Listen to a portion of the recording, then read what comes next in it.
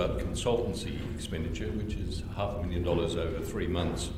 But that figure applies to just on half of the consultancies, which I think is at odds with what was proposed. Could the administration explain for me what that means?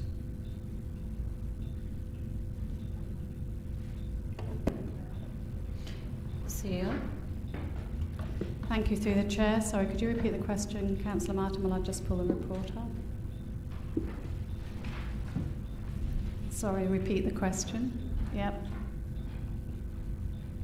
The question is only about half of the consultancies are costed. Can you explain? It says non-tendered or something similar? So the full report that was presented at Audit Committee explained that it was to state the consultant spend under contract arrangements, and that was the data presented to Audit Committee. There were some questions at Audit Committee, but from memory the report was received. Grace, can you provide some clarity, please? Thank you, through the chair. The zero values, there are 2 zero values in the consultant's report. They were because the contracts are awarded under a scheduler rates arrangement, not as a total value lump sum arrangement. So that means when we award the contract, we agree on usually time and material rates and not a lump sum contract rate. So that's how the contract is actually awarded. So how do we find out what those amounts are? They're never known. CEO.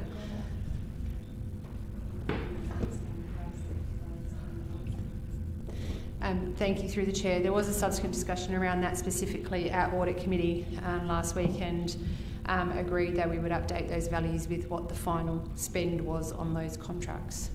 Thank you. That's the answer. Thank you. Look, I want to thank the administration. The climate change action plan that's recommended is an absolute bottler and a punch on the nose to climate change deniers who are everywhere, as we know. And I want to say thank you especially for their sage advice about the Future Fund, which it points out is a bit of a mess, that it needs some structure. I appreciate their advice about how we fix that mess, and I look forward to that document coming to Council. I don't think it's a mess, Councillor Martin. I think that there was great advice around the structure of it, so that we have very clear understanding of how that's to be utilised. Yes, that's what I was pointing out. That's correct, yeah, slightly different use of language. Councillor Abrahimzadeh, did you wish to speak? No? Councillor Hyde, did you wish to speak? Only to highlight that the Audit Committee gave constructive feedback on it. No one there, and I was there, no one there said it was a mess. In fact, I think they thought it was quite positive. A positive step, but moreover, all the legwork on that was done by the administration. So that's what I was thinking. I thought Councillor Martin was thanking the Audit Committee, implying that we need independent Audit Committee members to clean up a mess, when actually there is no mess. The independent Audit Committee's members are actually quite supportive of it. So I just thought I needed to put that on the record, because of course I was there, you were there, Lord Mayor, and certainly none of the sentiment which Councillor Martin communicated was present in the room. Thank you. Any other speakers? If not, I'll go back to Councillor Martin to sum up. Yes, look, sum up, except to say that Councillor Hyde is confused. I was talking about thanking the administration for proposing the way ahead to provide the structure that the Future Fund doesn't have when he originally proposed it, which I guess is why he's so defensive. I'm finished, thanks. Members to the vote, those in favour? Those against? That is carried. Members, that takes us to 10.1. Councillor Snow. I'll look for a seconder. Councillor Knoll. So I'd like to move a motion, which I believe the administration has. An alternate motion? An alternate motion, correct, yes, Lord Mayor. So I note the feedback, there's numbers and services delivered at the Sorry to interrupt, but I will just check. Councillor Knoll, are you seconding the alternate motion? I'll just give everybody a moment to have a look at it.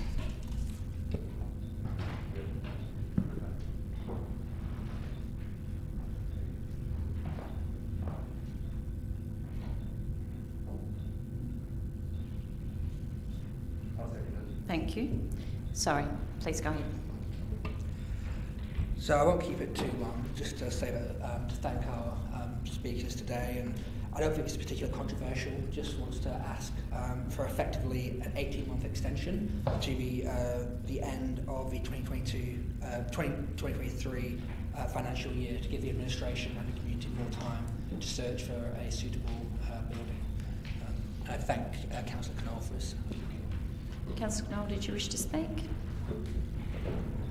Only just, again, just to support. I mean, we've been looking so far. I mean, COVID has made a real mess, but it's also may give up some opportunities in the future, and we should give it a bit more time to for it to, you know, go through the process to see what we can do. I think it's quite worthwhile, and it at least enables the next term to be able to look at this and find ways to support the community. Members, any other speakers? Councillor Hyde.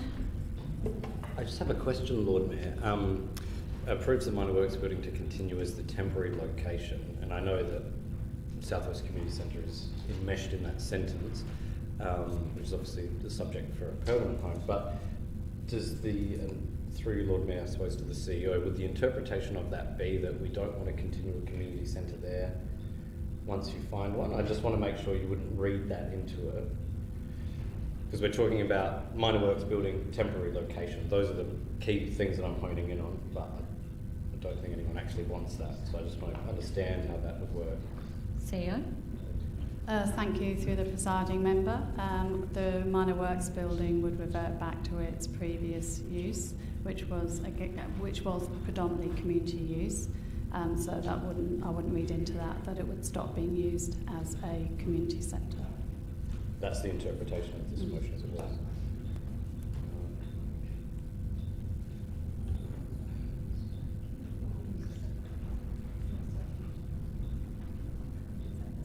Through the presiding member, just to clarify, community use as opposed to a community centre, slightly different. So the setup of the minor works building prior to becoming the temporary Southwest Community Centre was more of an online community use facility. Yeah, that's what I was suggesting. Could I suggest a variation, Lord Mayor? You can suggest. To continue as just a location, so get rid of the temporary.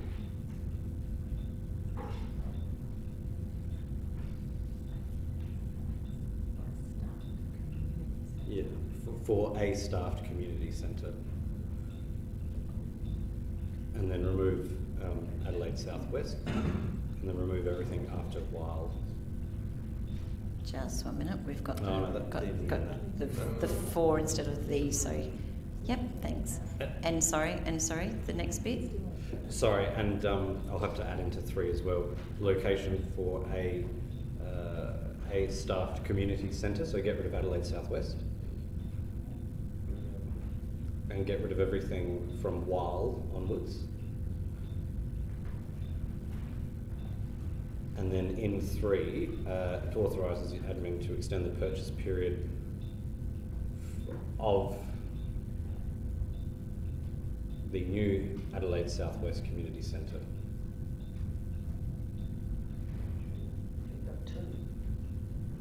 Well, I think that they want to, that's the point. Hang on, what do you mean? I don't understand. So, I'm happy to move it as an amendment, if that's the governance's preference, but... Someone explain it to me.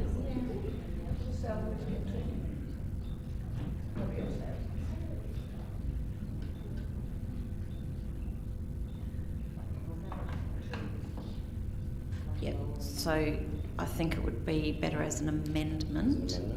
So,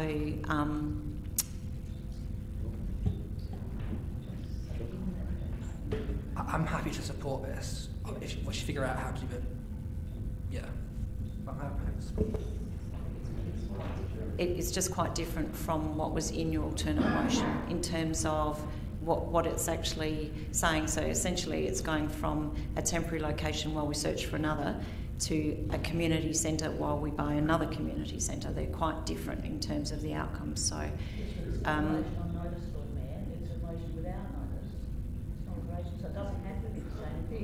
I have taken advice from governance, thank you Councillor Moran, just to see if it was close enough to accept as a variation.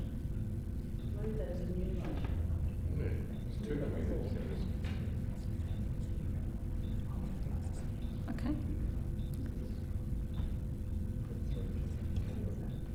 And Councillor Snape, you're happy to take that as an amendment to your alternate motion? Is the meeting happy to take that as an amendment to the alternate motion? I need a show of hands rather than nodding, please. Amendment or variation? As a variation. Variation. Yep, good. Thank you. It's much easier. If I may, thank you to Councillor Snape, and I think certainly listening to the community and reading the consultation, I think it's obviously the intent to keep the minor works building there because it's been a very, very well received community asset. But of course, we know that the leading community group in the southwest corner of the city, we know that what the parameters were that we originally set, which was obviously making sure it is actually in the southwest corner of the city. Which, while it may technically be in the quadrant, we know that the southwest corner of the city is west of Morphett and south of Sturt, so in that locality. So what this does now varied is ensures that we keep the minor works building because the consultation is clear and look, the majority of groups have moved over, and I want to commend the administration for improving the program there. I think it's been very, very well received, and obviously the groups have moved over except for the cooking groups, which we've established, and that's only due to COVID. I think there was one group which was too big to move into the new or the reimagined minor works building, but it's a very well loved asset. I do understand the administration and their recommendation. I appreciate that it's because the centre is well used where it is and they're struggling to find a new one, but I see no reason why we can't keep the capital expense there in the budget and try and find a new centre, and should the council of the day, whenever that is, decide that it needs to be a second staff community centre, which I think it should be, then they can make that decision. But moreover as well, I would just say that it's really good to see the good feedback about the minor works, and that establishes why we need to keep it. I think this is an excellent initiative and something we can all be proud of. Thank you. Councillor Moran, I'll have you next. Yes, I will vote for this, but I think that that it's a mistake in that no other precinct has two community centres, so that it has more than one community centre then. And I think you'll find that future councils, I think the motion should have been kept as it was, that it's a temporary location and then a separate funded just for the community centre as we had before, remain that. Because I can see future councils saying, well, hang on, there's no other precinct that has, the community that has this many. And if indeed the residents are as happy as they sound with the minor works building, then we'll just keep it at the minor works building. You basically are constraining, ruling out, in my opinion, a second one in this motion. I think it's a mistake, but if that's what the community leaders want the motion to look like, I will vote for it. But I can bet my experience that the extension of the purchase for the new Adelaide Southwest Community Centre will be lost in the dust. Any other speakers? Councillor Martin? I'm just trying to understand, so some questions of the administration. Are they reading that as there will be now 2 additional community centres in the south, that is Box Factory, Minor Works Building and a new Southwest community? It's 3 in total. And of those 3, how many is the administration calculating will be staffed? CEO? Thank you, through the Chair. I'd need to take that on notice because the staffing arrangements have changed through the integration with our library services team and the support that they provide our community centres, but I would need to take that on notice. And obviously the level of programming that we would be providing across each of our community centres would necessitate a review of the resourcing associated with that programming. With community centres? Yes. So if there are an additional 2 community centres, it will have an impact on the North Adelaide Community Centre, is what you're saying? That's part of the program? CEO. Thank you, through the Chair. Through our libraries and all our community centres, there's an integrated service model that's been developed, and I would need to go away and make sure that there was adequate resourcing for the level of programming and the need for each of our centres. Okay. Well, look, I must say I am always surprised by interventions such as this. The expression of need that we have heard from the community was fairly direct. Basically said it wants a Southwest Community Centre, not in the Minor Works building, closer to the location of the former centre, within the boundaries of the Southwest, so that people in that area could use it.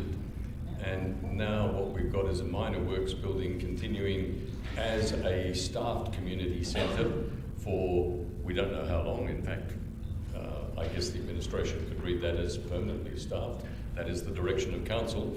And a Southwest community centre to be operated in the 22-23 budget, perhaps not with a staffed person as well, and that it may have an impact on the operation of the North Adelaide Community Centre. It's this is a dog's breakfast. It is a dog's breakfast. It could have been straightforward. Having said that, however, I am happy to see community centres, and in fact, I'd like to see another one in the city. So I will support this. I'm not sure. I agree with Councillor Moran. There is a great danger that a future council will see this and say, well, there's one at the Minor Works building. Why do we need another one? And that would not meet the needs of the Southwest community. However, I am prepared to accept that this amendment, though it may be a dog's breakfast, is designed with goodwill to serve the community, and as such I will vote for it. Thank you. Councillor Hyde, you had a question? Yes, the internal resourcing that the CEO referred to, Lord Mayor, I didn't see that feature in the report, but the report, as it originally was, did talk about a significant amount of outreach that would have occurred into the southwest corner on the original. And the question? Yes, it is a question, because I'm trying to establish the framework I'm looking at. So there was around $250,000 or $200,000 that was mentioned in committee in operating expenses to do that outreach. Has the CEO and the administration considered what the internal resourcing, because it's a bit, my point is it's about the same operating cost to do the outreach as it is to run a new community centre. So the internal resourcing that you're being referred to and reallocation of resourcing, would that have had the same effect? As in depriving North Adelaide of resourcing, as Councillor Martin suggests? No, I'm just trying to get my head around this. Thank you, through the Chair. It certainly wasn't about taking a resource away from another community centre and placing it, one in Minor Works and one in the Southwest Community Centre. The report talked to the operating costs of around $150,000. I do think that was resourcing as well as incidental operating costs for the centre itself. And so I would suggest at this point, as I've already indicated, depending on what the new building will require from a resourcing perspective, and certainly what the Minor Works building will need if it turns into a permanent community centre, noting that we have till July 2023 to have all this resolved. There'll be plenty of opportunity to return to council once we have oversight of the new space some plans around how we bring to life Minor Works building as a community centre, that resourcing can be considered at that point. Okay, understood. Thank you. Members? Councillor Donovan? Thanks, Lord Mayor. I do support this varied motion, and I just make the point very briefly that a lot of the discussion has centred around an existing state or a state that has existed pre-COVID, but of course we are planning for the future. So we are looking at continuing to create a thriving city. We're looking at moving from being the third most livable city in the world to shifting up that ladder a little bit more. And of course what we know is the community is essential to doing that, and the community planning that will be underway, I'm sure, looking at community support services. So I think looking at the status quo ceases to be useful when in fact we're talking about doubling the city's residential population. So we need to have considerably more community services to continue to build that thriving community that we're looking for. And as has been mentioned in the deputation, we know that community connection is vital for a healthy, thriving community, and that in itself then supports the surrounding businesses. So let's think about this as a future plan and looking to support our ongoing, our existing and our future residential population. Members? If not, I'll go back to the mover to sum up. Councillor Snape? I just want to say a big thank you to everyone, all the councillors who've shown support for this motion, and Councillor Hyde for your amendment. It was 13 months ago that I stood at that podium as a humble resident with a petition of almost 600 residents to get this community centre sorted. I acknowledge it's still a long journey to go, but we've just given quite a vital lifeline for this this future that we all want. So I just want to thank Council for that, and yeah, I'll leave it at that.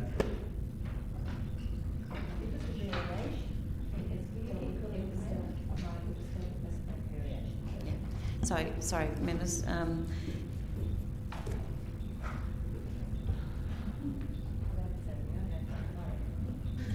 Members, to the vote. Those in favour? Those against? That was a yes. That is carried. Thank you. Could we record that as unanimous? We could record that as unanimous, indeed. We have 10.6 members, the Adelaide City deal, and I had Councillor Kerr call that one out, I believe. No? Oh, sorry, Councillor Martin, did you call that one out? Sorry. I wanted to put an alternative motion, Lord Mayor, and that is, as is notes the report, comma, but in respect of paragraphs 19 to 24, asks the administration, 19 to 24 asks the administration to seek a formal undertaking from SAPOL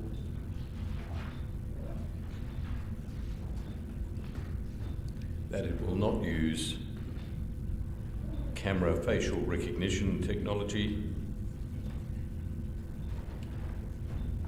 unless and until the Parliament of South Australia adopts legislation consistent with biometric surveillance, comma, and privacy, biometric surveillance, comma, facial and privacy recommendations of the Australian Law Reform Commission and of the Law Council.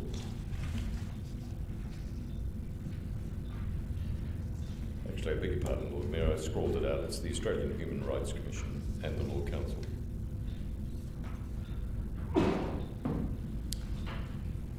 I saw Councillor Hyde as a seconder.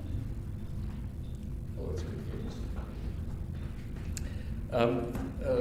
Lord Mayor, the City of Adelaide, with federal funding, is leaping ahead of the law with these new cameras and the operating system which can recognise faces and number plates. And let me say, I have no objection to the use of such technology, particularly in circumstances where it's been shown in other countries it's highly effective to prevent major crimes, including acts of terrorism. But I do have concerns about council seeking to hand over the capacity to monitor people and their privacy as a kind of an enabler to SAPOL, who I accept have or will have some systems in place in order to manage the issue. But in other places, there are laws, regulations determined by the parliaments governing the operation of these cameras. And I'm speaking specifically of Victoria, and I understand the ACT. Back in 2018, the president of the Law Society of Australia, Maury Bales, who I think is known to Councillor Hyde, told the Federal Parliamentary Committee that these cameras needed to be introduced only with appropriate protections to privacy. And I want to read to you, if I may, what he said. He said, "The Law Council believes the line between legitimate and proportionate use and illegitimate and disproportionate use should be clearly defined and assured by law. It should be understood and consistently applied by all relevant governments and their agencies with clarity and stability of that line, supported by appropriate accountability measures that are independently verifiable. If that line can creep towards broad social surveillance, such as, to take one of a myriad of possibilities, use of this open system to detect and find jaywalkers or litterers, that line can also creep further to a full social credit style system of government surveillance in Australia." Now, I understand that, and I think Mr Bales did too, is a most extreme interpretation. But what we're faced with is the prospect of these cameras throughout the City of Adelaide, installed by the good grace of the City of Adelaide with the assistance of the federal government. But as we do so, there are no laws. The South Australian Parliament has not considered any such laws. And this is, and I say this to people who say this is none of our business, it is our business. It is our business to say this is something that Parliament needs to look at, and we as the enabler need to acknowledge that we should stop until the Parliament catches up with us.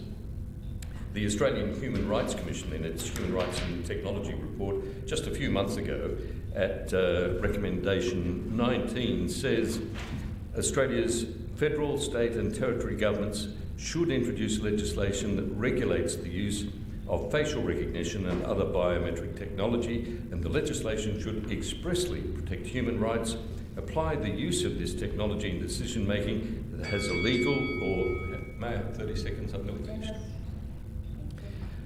that has a legal or similarly significant effect for individuals, or where there is a high risk to human rights, such as in policing and law enforcement.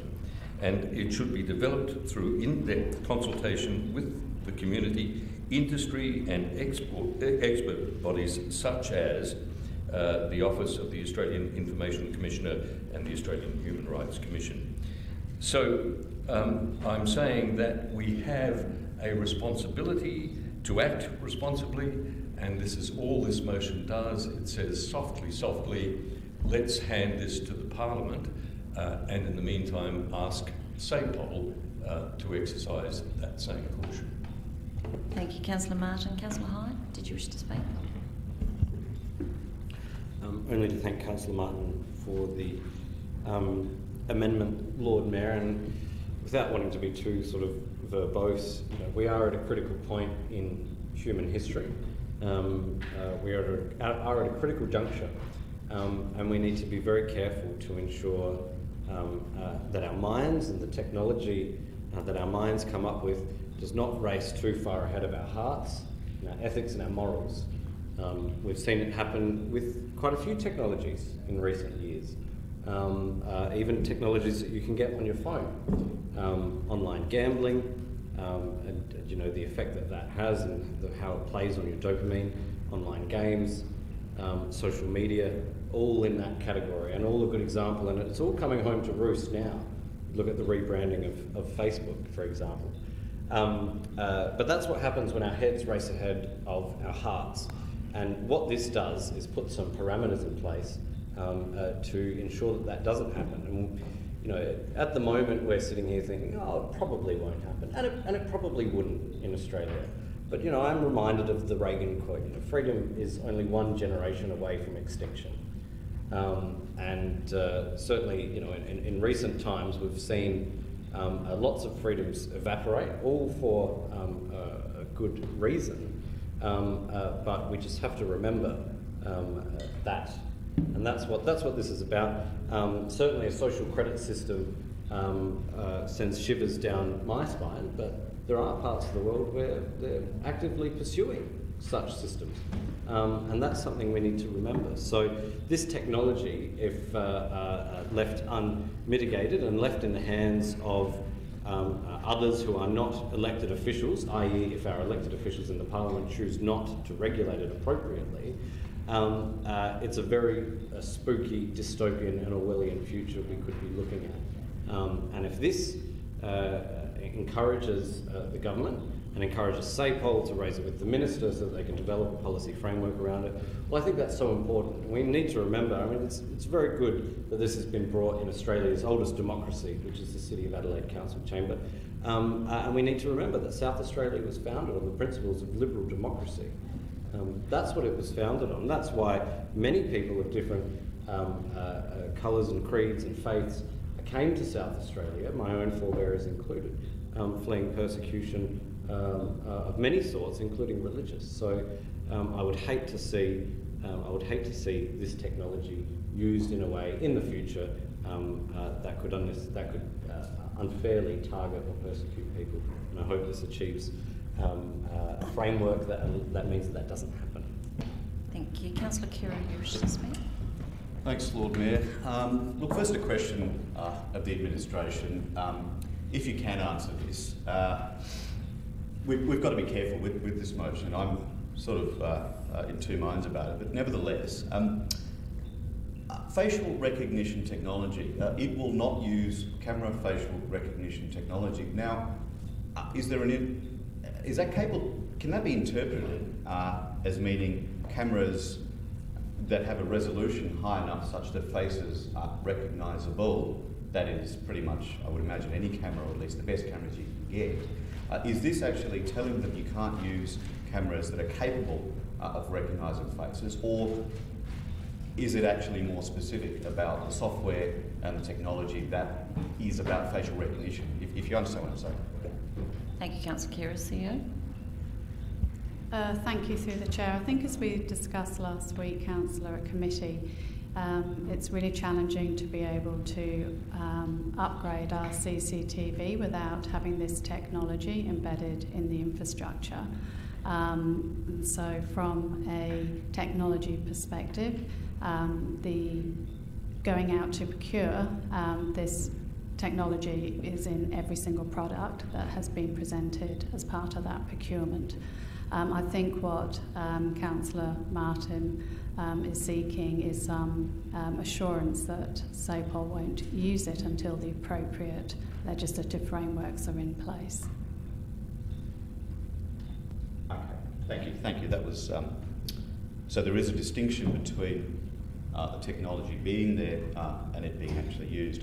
Okay, look, this is a difficult one. This has a real validity, I think, this proposal, for all the reasons espoused by Councillors Martin and Hyde. However, there is another side to this, and I think it's worth putting that on the table for councillors to consider. No one wants to live in an Orwellian state where there is inordinate power to the executive to monitor and follow people and intrude on their privacy. But this argument has come up before. I recall this argument coming up when security cameras in public were first installed. And I think you might remember in the 1990s, it was the UK and London which saw the first mainstream adoption of security cameras in and around the city. These debates raged long and hard at that point, and there was much talk about Orwell and 1984. 10, 15, 20 years subsequently, there's been no dispute, or really there's barely any debate, that the result has been a net positive in the sense that it has seen a very measurable reduction in crime. That has been the outcome of the introduction of cameras to begin with in the UK. The thing about Orwellian regimes of the future, think about authoritarian regimes, is if they want to do something, they'll do it anyway. Okay, so if they want to employ facial recognition technology in cameras, they're going to do it. They're going to do it because there's not going to be any real democracy available to prevent them from doing it. So I'd be careful of the sort of thin edge of the wedge argument. The issue here is that, as Councillor Hyde says, we are founded on liberal democracy, and a key part of that means respecting the tiers of government.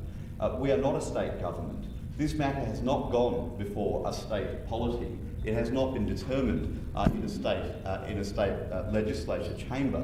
We are effectively gainsaying the public of the state who expect this issue to be resolved in the state government, or at least significantly so, rather than at a local council level. This is not the chamber, despite the fact that we've entered into these fairly lofty debates. This is not actually the chamber that the public delegate consideration of this decision to. They don't. They delegate these decisions to the state government and in some cases the federal and the High Court. So that is the other side to this. Let's be careful about this. We don't want to be have a state police department one hand behind their backs when it comes to dealing with crime. It may well be that partial use of technology will assist crime and stop assaults, murders, what have you. So let's be careful with this. I can see the arguments on both sides, but I would put to the chamber that there is another side to the argument. Members. Councillor Abrahimzadeh. Thanks, Lord Mayor. Just a quick question through you. This amendment isn't going to cause any delays or anything like that with the rollout? CEO? No, so through the chair, I don't see this stalling or slowing down the process to upgrade the CCTV. Members? Councillor Snape? Just briefly, I'll be supporting this motion as well. I just want to flag that there has been issues raised for technology around non-Caucasian people being misidentified through technology, and that's quite worrying to me. Members? If not, back to the move to sum up. Councillor Martin? Members to the vote. Those in favour? Those against? That is carried. Division. Those members voting in favour of the motion as varied, please rise and remain standing until all names have been called out. Councillor Moran, Councillor Mackie, Deputy Lord Mayor, Councillor Snape, Councillor Knoll, Councillor Donovan, Councillor Hyde, Councillor Abrahimzadeh and Councillor Martin. Members, that takes us to 10.9. Councillor Abrahimzadeh.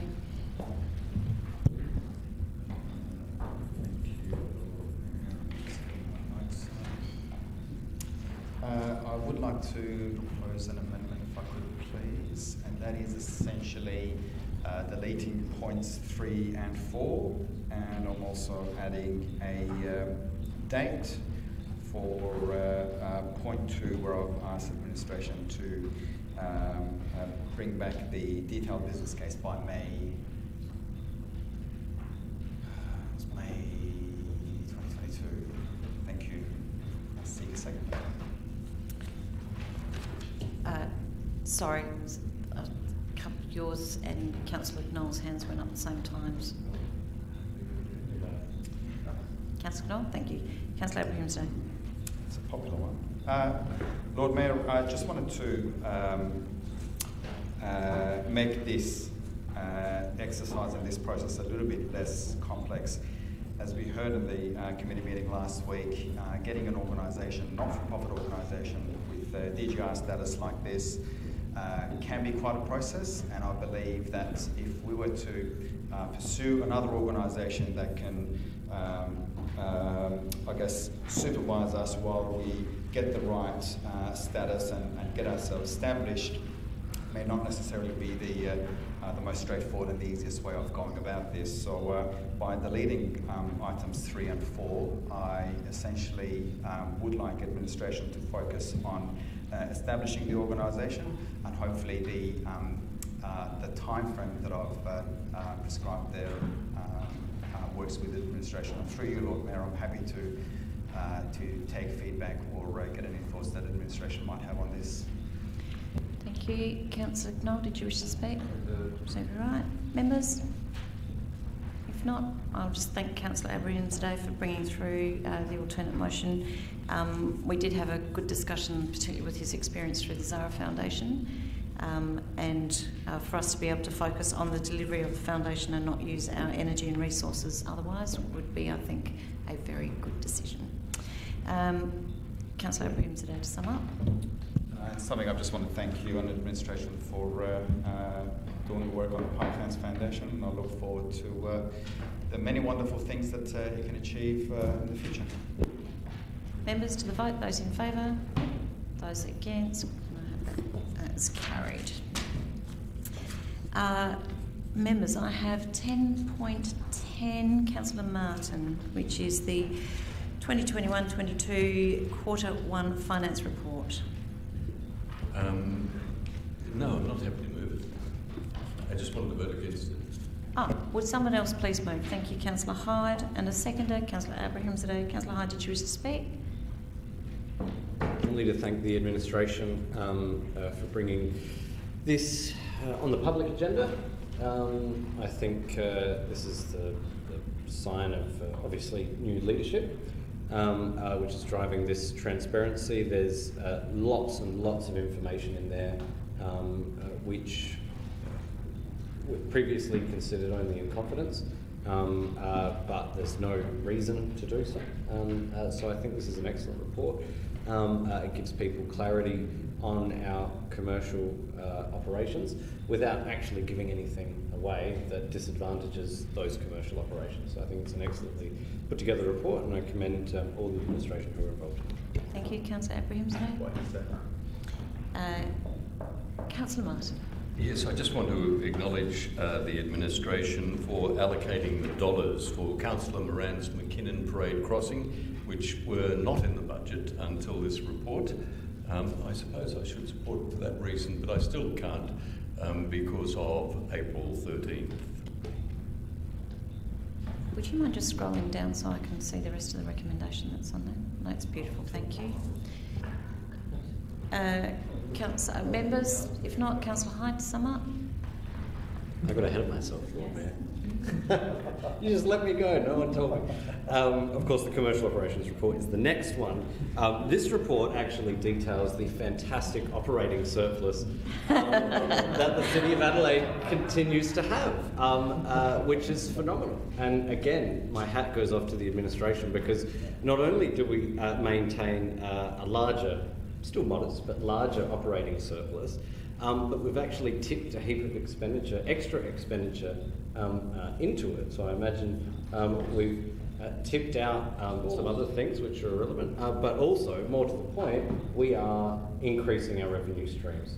And that's so important. That's so important. We are growing the pie, we are growing our revenue base, and that's a key pillar of how we're getting back to surplus.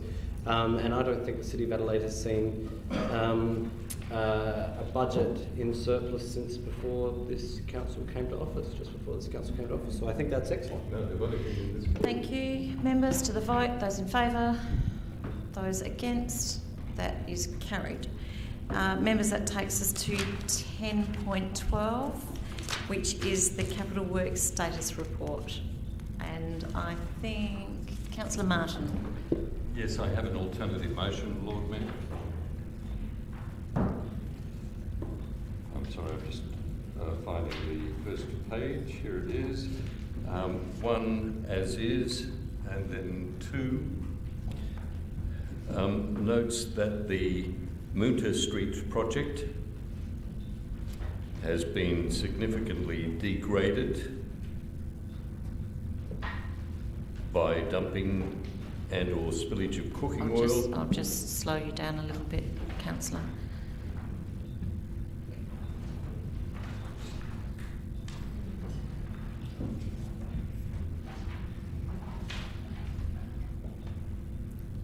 Thank you, Councillor. And supports the administration's efforts to make good the damage and the Environmental Protection Agency's investigation into any breaches of the relevant legislation. I have Councillor Moran as the seconder. Could I just ask you to read that back, Councillor, please? Make sure we've got it Yes, correct. first one as was, notes that the Moonta Street project has been significantly degraded by the dumping of cooking oil and supports the administration's efforts to make good the damage, and the Environmental Protection Agency, CAP-E, CAP-B, CAP-A, Yep. into the relevant legislation. It should be into breaches. Breaches of? Into any breaches of. Yep. Okay, thank you, Councillor, if you'd like to speak to that. Yes, I'd love to. Thanks, Lord Mayor. This is as the Council well understands, this is a $4 million asset, which before it could be even officially opened, was substantially downgraded by what appears to be dumping of cooking oil in drains, with the oil staining large areas of the paving project. Now, as the Environment Minister, David Spears, told the ABC, this is a compliance issue, and quite separately to the damage of pavers. We don't want people putting stuff down the drains, such as cooking oil in large volumes. That stuff is going straight into our stormwater system. And as the Minister observes, not everyone is doing the right thing, which is patently obvious. And coming in, as this does, on the tail of some previous bad publicity about what's been happening at Chinatown with wage theft, it's a bit of a terrible look. Now, there are areas covering this particular location. I have seen them, so there will be images of that wrongdoing occurring, if it was indeed wrongdoing. As the Minister says, people need to do the right thing. And so the Environmental Protection Agency investigation will assist in that. Now, I acknowledge this sentiment of mine does not concur with the Lord Mayor's view that we should take an educational approach. I understand that is a bit more hardline, but I would say to everyone in supporting this motion that the notion that we should be applying leniency and education in a matter like this is at odds with the way we behave in other areas. We don't have parking inspectors running around before they put a sticker on a car saying, let's educate, let's not expiate. And we don't have our rates department sending people letters saying, no late fees for you, let's educate rather than levy a late fee. So this is consistent with the policy and practices of the Council when it comes to breaches, and we need, more particularly with strong action like this, as Minister Spears says, soon to be your colleague probably, as Minister Spears says, to tell people it's not okay to pour cooking oil down public drains, and it's certainly not okay to damage what was to have been such a fine project for Moonta Street and for the area of Chinatown. Sorry, Councillor Moran. Councillor Kerr. Thank you, Lord Mayor. Look, I urge councillors not to vote for this. The project has not been significantly degraded. So, number one, it has not been significantly degraded. If you vote for this, you are voting for language that is incorrect and that is really just seeks to be gratuitously disparaging, I'd call it. Secondly, this is completely redundant. The administration is making effort to fix the damage. They know they've been doing it. I've seen the efforts. I've spoken to the administration. I've been down there. I've seen the efforts to do it. What we're saying is that we support the effort to make good the damage. Well, Since when does the Chamber not support the administration in making good damage caused to council infrastructure? I don't recall a single occasion where that's been the case, and I think that it's really voting for this motion is rewarding complete redundancy. It is completely unnecessary. Of course we support any investigation, and of course we support the administration fixing it up. They are fixing it up. It is not significantly degraded. This is not a motion to support. Right, Deputy Lord Mayor, did you have your hand up? I'm agreeing with Councillor Kira on that aspect. I think some of the language in that is actually a little bit harsh. I would appreciate if Councillor Martin can tone down. And we actually know that administration are looking at the damage that's done there. The extent is significant. It's a very big word to use, and I just think that we just notes that Moota Street has been subject to some cooking oil stains and supports administration's efforts to make good the damage, and that's it. I would appreciate if we could remove significantly degraded for the dumping of cooking oil.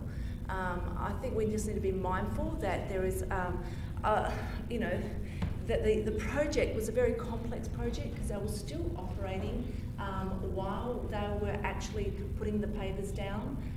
You couldn't shut those businesses down for 10 months in order for that work to be done. I get the point. I understand what he's saying. I get what message he's trying to give, and I appreciate that. But it was a very difficult project, and I would appreciate if Councillor Martin could just tone down that language. Did you want to suggest a variation to be accepted? I'm happy to take that significantly.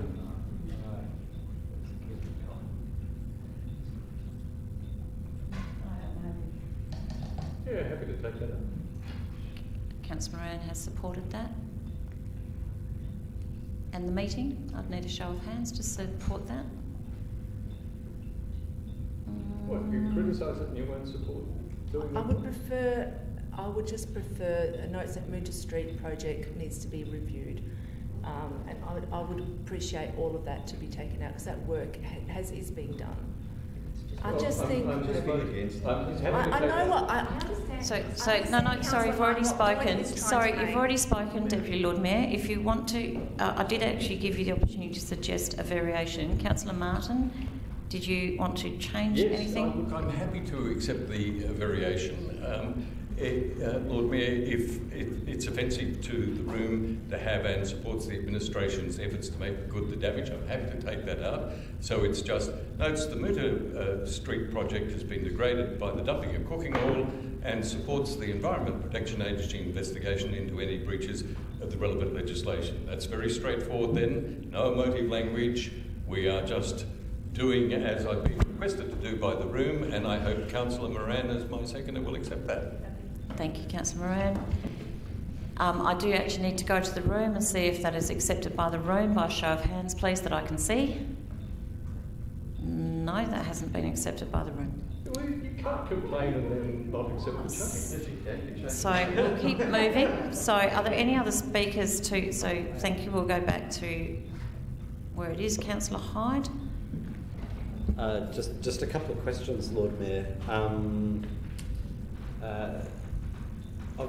Look, it's been generally accepted that it was cooking oil that was dumped in drains. That's what multiple people have told me, but where does the evidence for that actually come from? That's what the administration told us. The question is to the CEO. Thank you through the chair from our cleansing staff. And was it contemporaneous that they saw cooking oil being tipped in, or just their experience is that it looks like cooking oil? CEO. Thank you through the chair. I'm not aware of any staff witnessing any oil being poured into that space. Clinton, do you just want to clarify how our staff became aware? Through the presiding member, staff become aware just through visual inspection, generally in the morning, and noticing various stains up and down the street. Regarding the Environmental Protection Agency, Lord Mayor, I wasn't following the events of this morning or whatever else has been said. Is the administration aware of any current investigation by the EPA, and are they the body that would be doing the investigation? CEO? Thank you. Through the Chair, there were changes made to the Litter and Nuisance Act a couple of years ago, which requires Council to certainly investigate, and Council does have powers to prosecute, and we have done that in the past for certain instances. I haven't heard this morning's commentary in relation to what the EPA is doing. Clinton can provide an update. Thank you. Through the presiding member, I can confirm that the EPA have contacted myself and the team, and they've appointed an investigator to undertake an investigation, which we're currently supporting. Did you wish to speak, Councillor? I'll just speak briefly, if I may, Lord Mayor. Look, I share the absolute concern and disappointment about what's happened. There are so many parts of the city that will be screaming out for new papers, and they continuously do. That's why we have the Main Streets Revitalisation Fund. But look, I would just really hazard our colleagues, and Councillor Martin invoked the spectre of the wage theft saga earlier in the year, and mentioned Chinatown specifically. And obviously these pavers are on Moota Street, but I would really urge members to not try and paint a whole cohort of people as habitually doing the wrong thing. I think that's very divisive and very unproductive language, and maybe that wasn't the intent, but that's the picture that gets painted in the minds of people. And certainly the wage theft issue was primarily centred on one operator in the city and one assault that occurred. But Lord Mayor, I mean, look, I haven't actually seen any evidence to show that it is cooking oil, but it could well be that if it is cooking oil, again, it's only one operator who is the offender in this regard. So I just really urge councillors not to paint a whole cohort of people, particularly multicultural people and people who are speaking English as a second language as well, not to paint them or demonise them in any particular way. There's an issue. It should be investigated. I don't think we need to vote for option 2 or note clause 2. I will be asking if we can take it in parts, Lord Mayor, to save us, if it fails, having to go through the rigmarole of moving it all again. Look, very disappointed at what's happened. I think it's an excellent project. It's a lot cleaner than it was originally, and I commend the team for undertaking that cleaning. I had journalists contact me and said, "Oh, where's all the oil? Where's all the oil gone?" I said, "Well, you're too late. You missed most of it." Look, clearly they have done a very good job. They'll never be perfect, but look at all the papers around the city. I mean, they're not. They have good company there, is what I'm saying. Councillor Snape. I will be supporting Councillor Martin's alternate motion. However, I actually once again agree with Councillor Hyde. We're just going to be careful not to paint a group of people tarring with a brush when it most likely is only a single or possibly 2 operators. So I am very wary of emotive language, and I was fully happy to support the amendments, which was rejected by the room as well. However, we do have to deal with this. Oil down drains is a hazard. It is an environmental hazard, so it does need to be solved, and we need to follow up on that. But yes, the emotive language, we have to be really, really careful. So again, I'm just going to ask if there's any variations that anybody wants to part 2 while we're still there, and if not, I will go back to the mover. Are you happy to take it in part? Oh, sorry, Councillor Moran. Apologies. I really don't think a significantly integrated is a particularly emotive language, and far from blaming or treating differently a cohort of people, if we don't indeed follow up with the Environmental Protection Agency, we are treating those people differently. And I think everybody should be treated fairly. As Councillor Hyde said, many parts of the city are screaming out for paving. This is about the third time we've paved Moonta Street. We've done it very poorly in the past. This one was an extremely expensive, extremely well done paving, although if a bit dull. So if I went out and sloshed my cooking oil over the Mintaro Slate and King William Street, I'd be hauled straight off to jail.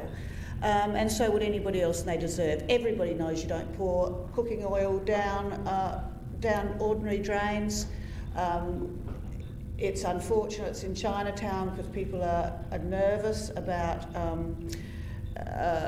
picking on a minority group or that. But that's not this. This is if it was in any other street, Lee Street or any other street, and the restaurateurs were pouring hot cooking oil and ruining a very expensive paving. And I doubt whether anybody in South Australia doesn't know that you shouldn't do that. So I think we should follow up. I don't think this is a motive at all. It's not picking on a cohort of people.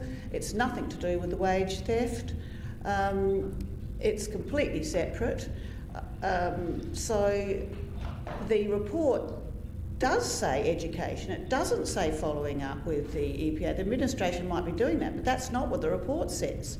It says educate. Well, I think education is great, but that's in the rear view mirror. People know, that's why they do it late at night. That's why we're not sure whether it's cooking oil. I don't care if it's cooking oil. I don't care if it might be sump oil, but somebody is pouring oil and dripping it all over Moonta Street. It's of little interest to me whether it's cooking oil. So I think we should find out who's doing it. We've got security cameras down there, and we should get the EPA in. And I think we should take a hard stand. Councillor Knoll. Just as a quick question, now, are they the only stains that we have in Moonta Street, or are there a variety of other stains as well down the street?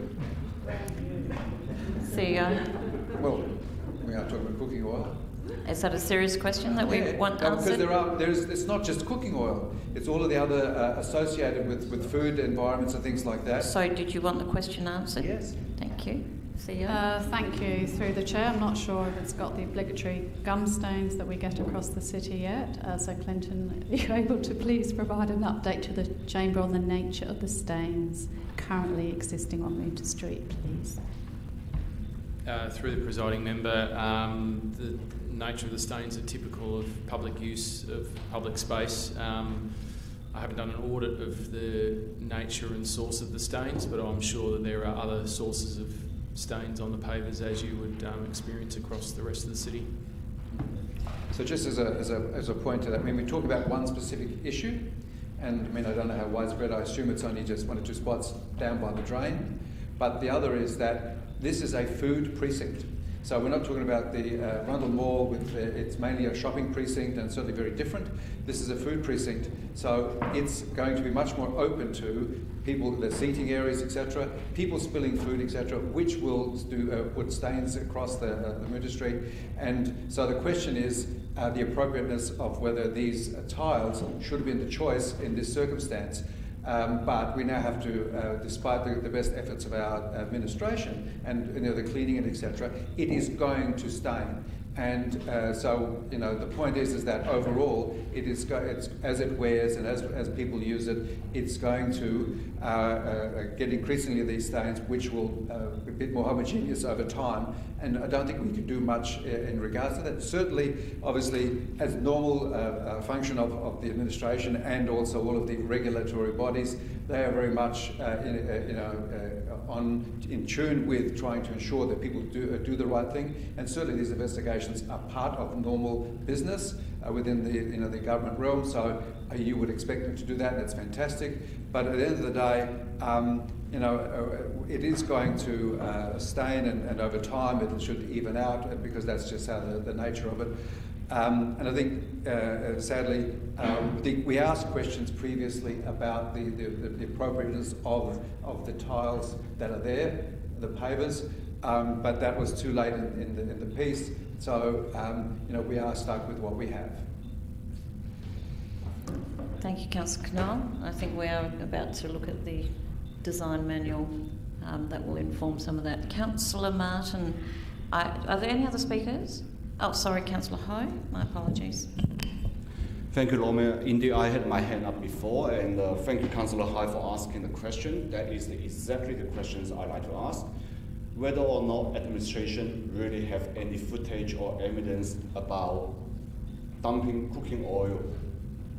Have the administration got any evidence or footage? Or it's just imaginations or guessing? CEO. Thank you through the chair. I'm not sure. Clinton, can you please clarify for Councillor Ho? Through the presiding member, we're currently reviewing some CCTV footage, Councillor, and we've requested other CCTV footage from other business owners that have CCTV cameras in the zone. And the question is, have you got solid evidence at this moment?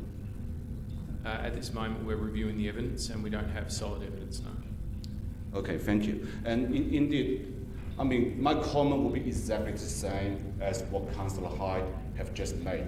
All right, I agree with Councillor Moran. If somehow we are able to find out who actually have the wrongdoing, put a heavy fine on it. This is very expensive upgrade on Winter Street. All right, if we are able to identify who actually did the wrong thing, get onto them. Get onto them. But before we are able to take any further action or leave the authority to do their job, I do not agree that we should have this motion on the screen and put it on paper, because like the intention behind is nothing. It actually painting the whole group of people say you all do the wrong thing. I don't like the intention behind, and I urge members not to vote for it. Thank you. Councillors, if not, Councillor Hyde, you had a question? Only procedurally for taking it in parts. I have to ask the mover, is happy to take it in parts? No, it's not being taken in parts. We'll go through it all again. Councillor Martin. Look, Lord Mayor, I'm quite shocked about the allegation that there's some inference of people habitually doing the wrong thing. The point that I wish to make is that this is a serious matter. It is a $4 million asset that has been degraded. It is being investigated by the EPA, and not talking about it doesn't make it go away. Here it is. It's on the ABC News, nationally, internationally probably. There are concerns expressed by staff who are quoted saying staff said nearby businesses had been disposing of their cooking waste in the public drains with some oil spilling on the way from empty barrels. Now, why am I being questioned in this way when all of this information is in the public realm? My intention was simply to say that we support the Environmental Protection Agency investigation as opposed to education. And I made that abundantly clear. And I agree with Councillor Ho on that matter. There needs to be some accountability in this. And we as a council generally insist on accountability for actions related to a whole range of things, from parking fines to returning books on time to the library. This simply asks that the Environmental Protection Agency be supported. I'm delighted to hear that the administration is providing those pictures. And I do apologise to the administration that they are somehow being blamed for the circumstances because they chose the wrong paving. There should be an expectation in this city that we can put down any paving and people will not spill things on it deliberately. That is why the EPA is investigating. Now, I don't understand all this fuss. It is quite strange, but nevertheless, if it is the intention of this chamber to not support that there has been degradation, to not support that there's an investigation underway by the Environmental Protection Agency for breaches into the legislation, then all I would say, to quote a famous novel, it gets curiouser and curiouser in here. Members, to the vote, those in favour, those against, that is lost. Division's been called. Those members voting in favour of the motion, please rise and remain standing until all names have been called. Thank you. Councillor Moran, Councillor Mackie, Councillor Snape, Councillor Donovan, Councillor Martin. That takes us back to the original Councillor Hyde. And a seconder, Councillor Abrahimzadeh. Councillor Hyde, did you wish to speak? I just wish to reflect on what was actually in front of us, Lord Mayor, not what wasn't,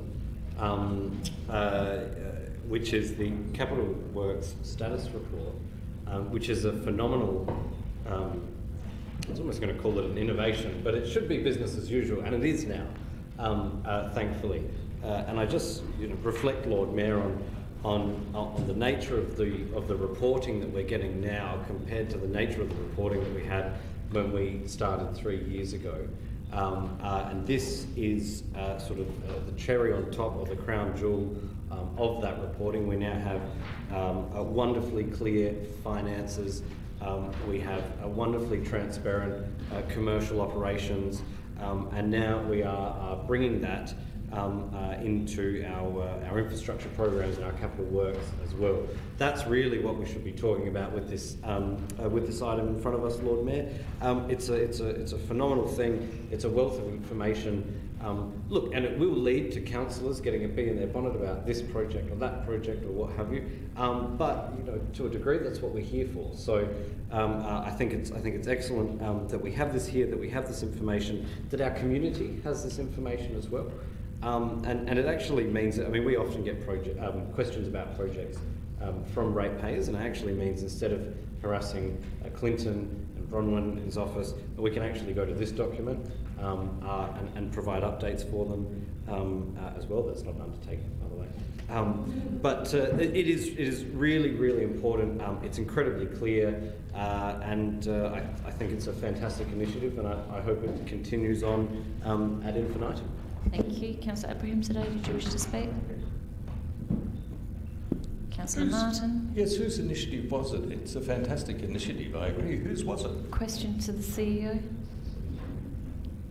Thank you. Through the Chair, it's a piece of work that we had indicated we wished to do for quite some time, and Clinton and Grace have worked very closely to pull that together for Council. It wasn't a motion already. No. Came from the executive. Members, any other speakers? If not, I'll go Councillor Hyde to sum up. Members to the vote. Those in favour? Those against? That is carried. Members, that takes us to 10.14. So in terms of 10.14, I have one position for a councillor, so I'm going to call for nominations for a councillor. Councillor Mackie. Lord Mayor, just a question or a suggestion. Given that 10.16 relates to the next appointment of a deputy Lord Mayor, would it be helpful to consider these motions in reverse? I don't think it need. Oh, I see what you mean. Yeah. I'm happy to do that actually. I did actually discuss that with governance before. So, members, let me just have a look. We're going to go to 10.16, which is the position of Deputy Lord Mayor. So we've done the substantive, so I'll call for nominations. Councillor Hyde. Is this for nominations? Sorry. For nominations. I nominate Councillor Abrahimzadeh. Councillor Abrahimzadeh, do you accept the nomination? I do, thank you. Thank you. Are there any further nominations from the floor? If not, we only have one with one appointment, so therefore we don't go to a ballot. So I have to ask you to leave the room, and I look for a motion to appoint. Do I need to declare a material conflict of interest as there is extra remuneration involved? Yep, and I'll leave the room. Thank you.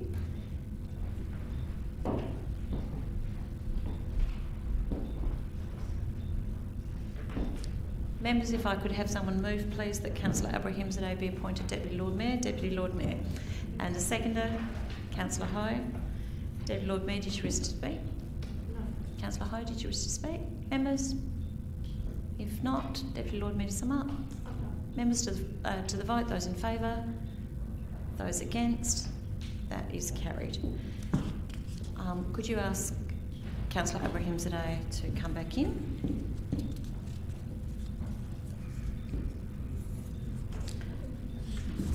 Congratulations, Councillor Abrahimzadeh. From the 1st of December, you will be our new Deputy Lord Mayor. Thank you. Which then takes us to 10.14, So the terms of reference, and which we've done as the procedural. So it will be the Lord Mayor, the Deputy Lord Mayor from the 1st December being Councillor Abrahimzadeh, and there's the appointment of one councillor, so I'm going to call for nominations. Councillor Hyde. I nominate Deputy Lord Mayor. That one. Councillor Couros. I'll get that wrong for a while. Are there any further nominations? Councillor Snape. I nominate Councillor Martin. Councillor Martin. Oh, sorry. Councillor Couros, did you accept the nomination? Councillor Martin, do you accept the nomination? I know I was removed once before. I don't think I want to go through it again. Are there any further nominations from the floor? If not, there being one nomination for one position and there being no remuneration for the position, could I have a motion to appoint? Thank you, Councillor Hyde. Seconded. Councillor Abrahimzadeh. Did anyone wish to speak to it? If not, to the vote. Those in favour? Those against? That is carried. Members, that takes us to item 10.17, which is Code of Conduct outcome. Councillor Hyde.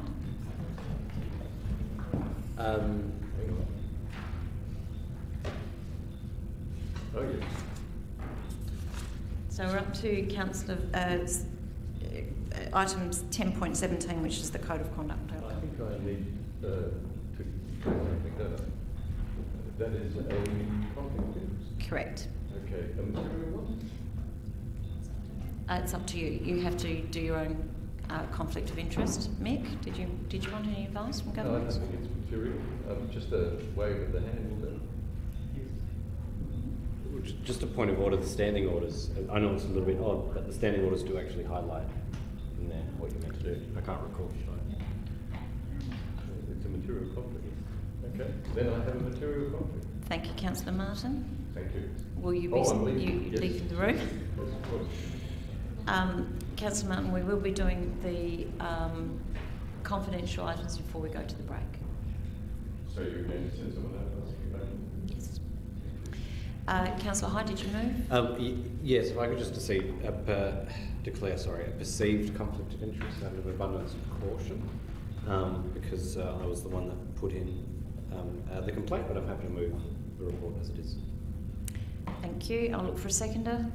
Thank you, Councillor Abrahimzadeh. Councillor Hyde, did you wish to speak to it? Only briefly, Lord Mayor, just to reflect. I was incredibly distressed when I heard this content on the radio. I was incredibly distressed when I heard this interview, which I think went for over 10 minutes, and it wasn't all as bad as the things that have been highlighted, but I really, really don't think that it's acceptable to use or to publicly air the health concerns of your employee. Indeed, in a council chamber, your only employee.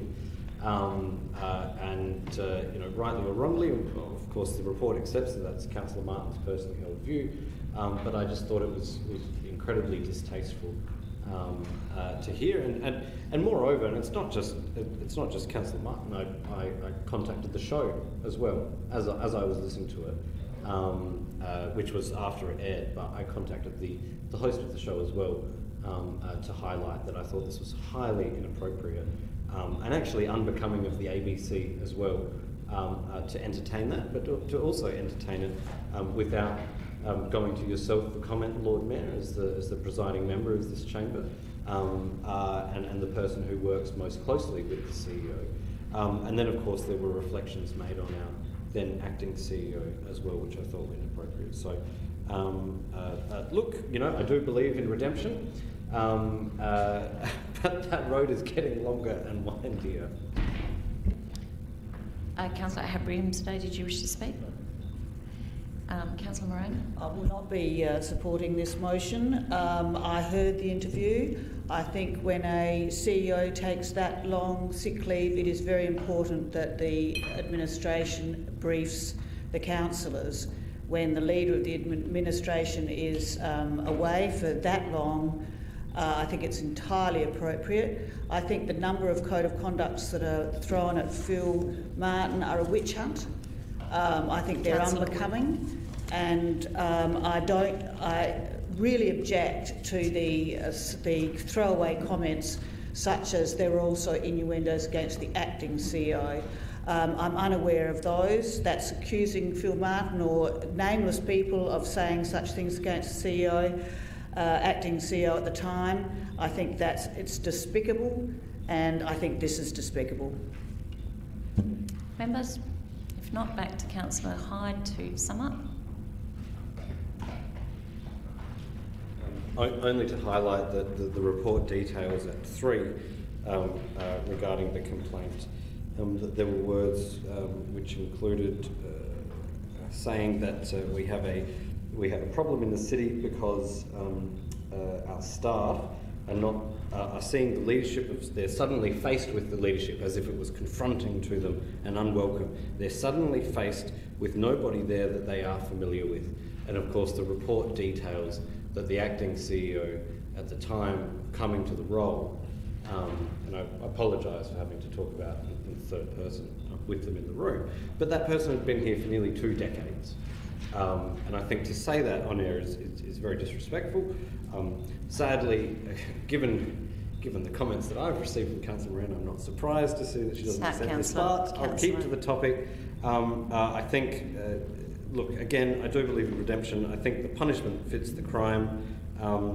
Here, Lord Mayor. Really, that is unbelievably emotive language, far in excess of what this very minor complaint warrants. Thank you, Councillor Moran. Very minor. Well, we are. If we can actually stick to what's before us, and I'm attempting to. Sorry, Lord Mayor. The report asks us to approve the course of action which the report has recommended, and details, of course, that we have 5 different courses of action that we can undertake. As I've said, I think the punishment is commensurate with the breach of the code, and that's why I commend the report to the Chamber. Thank you. Members to the vote. Those in favour? Those against? And that is carried. Division has been called. Those members voting in favour of the motion, please rise and remain standing until the division has been completed. Thank you. Deputy Lord Mayor, Councillor Khera, Councillor Ho, Councillor Knoll, Councillor Donovan, Councillor Hyde and Councillor Abrahimzadeh. Members, we have 4 items. Yes, sorry, could you ask Councillor Mount back in? We have 4 items. 4 or 5? There's 5 items, my apologies. 5 items presented with requests for consideration in confidence. Each item requires a motion and decision to order exclusion of the public to enable consideration in confidence. Members, if I can have a move and a second for a motion to order the exclusion for the item 12.1.1, Audit and Risk Committee report from the 29th of October. Thank you, Councillor Hyde, and a seconder. Councillor Khera. Members, any discussion? If not, I'll move to the mover to sum up. Councillor Hyde. Summed up. Members to the vote. Those in favour. What? Those against. 12.1.1, Councillor. Thank you. I also need a mover and a seconder for the motion to exclude for 12.2.1, which is the Telecommunications Smart Hub. Thank you, Councillor Hyde, and a seconder. Councillor Khera. Members, any discussion? If not, I'll go back to the mover to sum up. Councillor Hyde. Summed up. Thank you. Members to the vote. Those in favour. Those against. That is carried. Need a mover and a seconder for a motion to exclude for 12.2.2 the appointment of board members to the Adelaide Central Market Authority. I'll look for a mover. Thank you, Councillor Mackie, and a seconder. No. Councillor Abrahimzadeh. Councillor Mackie, did you wish to speak? Councillor Abrahimzadeh? No. Councillor Martin. Look, Lord Mayor, there's absolutely no reason for this matter to be in conflicts. None whatever. It is a matter that I cannot discuss, but if this paper detailing the information was handed to every newspaper in the country, there'd be no adverse outcome for anyone. And indeed, I just don't understand why the administration has recommended that this be in confidence. Is there any further debate, members? Councillor Snape, Councillor Snape and Councillor Hyde. Councillor Snape. Just to reiterate, I was elected on a platform of transparency, so outside of commercial interest, I'll always push for open debate. Councillor Hyde. But this doesn't come to commercial interests at all, Lord Mayor, and I do recall many meetings ago, Councillor Martin flagged his acceptance of the idea that when you are discussing the personal particulars of someone, you would do that behind closed doors. Now, this is certainly, of course, you know, this may be something that would be welcomed if it were publicised. However, depending on what the Chamber decides, it might not be something that people would welcome publicised, and we haven't actually made that decision yet. No doubt it will be publicised, you know, once a decision has been made, and I'm sure the people involved would then welcome that. But when you're dealing with whether or not to make appointments to a board or employ someone or what have you, you shouldn't be discussing the merits or otherwise of that appointment with a live stream to the internet going. I just think it's not fair. It's not Sorry, does anyone else wish to speak to the motion? If not, I'll go to the move to sum up. Councillor Mackey. Members to the vote. Those in favour? Those against? That is carried. 12.2.3, the Residential Housing Strategic Review. I'll look for a mover. Thank you, Councillor Hyde. Seconded, Councillor Abrahimzadeh. Does anyone wish to speak to the motion? Councillor Martin. Yeah, Lord Mayor, look, this is just another issue, and I raised this at committee where the matter can be heard in public. All it requires is the administration to exclude certain information, and then the broad detail can be distributed to the public. And I see no harm in that. I think this matter is deserving of our taking into confidence our ratepayers, since this is something about which they have a vital interest. It is just yet another secrecy order that doesn't need to be there. Does anyone else wish to speak to the motion? Councillor Hyde. Only to highlight, Lord Mayor, that this item, which is called Residential Housing Strategic Review, implies in its title that we have taken a broad brush root branch review of this topic, and thus I think if we were to part release, you know, ad hoc tidbits, little bits and pieces here and there, it actually wouldn't make sense to those looking to consume it, and so we would actually be confusing to do that. The information contained herein will come out in due course. Thank you. Does anyone else wish to speak to the motion? If not, Councillor Hyde, do you wish to sum up? No. Members to the vote. Those in favour? Those against? That is carried. 12.2.4, which is the 2021-22 Quarter 1 Confidential Financial Operations Report. I'll look for a mover. Thank you, Councillor Knoll. Seconded, Councillor Abrahimzadeh. Does anyone wish to speak to the motion? If not, Councillor Knoll, do you wish to sum up? Members to the vote. Those in favour? Those against? That is carried. Members of the public and staff, thank you for the attendance at the first part of the meeting. If you are not associated with item 12.1.1, 12.2.1, 12.2.2, 12.2.3 and 12.2.4, please now, if you could leave the council chamber. The streaming will cease while council considers this item on the agenda and will reopen. The streaming recommence at the conclusion of the last confidential item. Members in the gallery and staff, we will be going to a short break at the conclusion of the confidential items.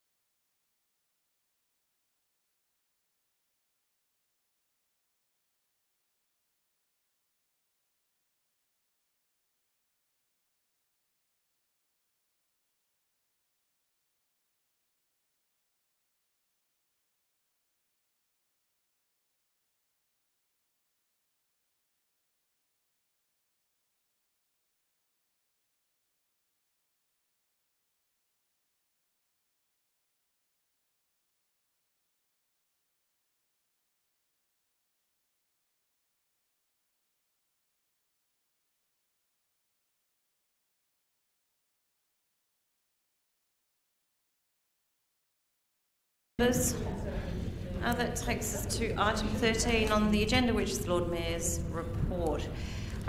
It's certainly been a busy month with thousands of people coming into the city for events and activities, providing a much needed boost for hospitality and retail businesses. We celebrated the inaugural Wellfest Adelaide, run by the Adelaide Economic Development Agency, and this was a month-long event featuring yoga, cooking demonstrations, gardening and city squares, as well as a number of other wellness events and offers. It included Hounds on Hut, which brought thousands of people to Hutt Street and Victoria Park for a day of fun with their dogs on the 23rd of October.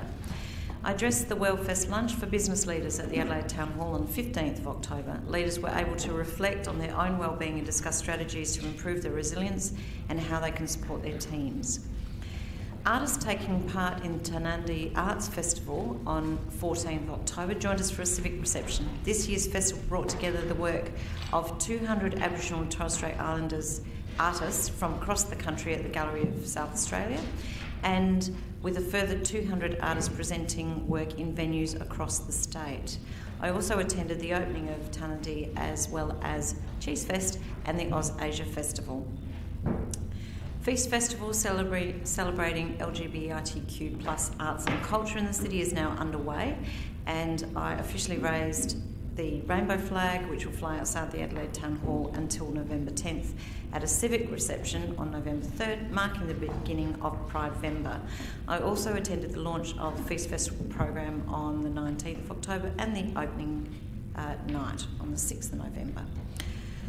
I hosted a residents forum at the Adelaide Town Hall on the 18th of October to update residents on the work Council is doing, including the 128 items of business Council has approved since July.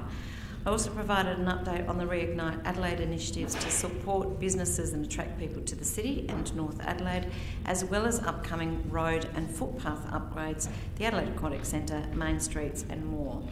On the 19th of October, it was a pleasure to speak to Year 6 students at St Peter's College who are doing a project about migration to South Australia, about my family's story migrating to South Australia.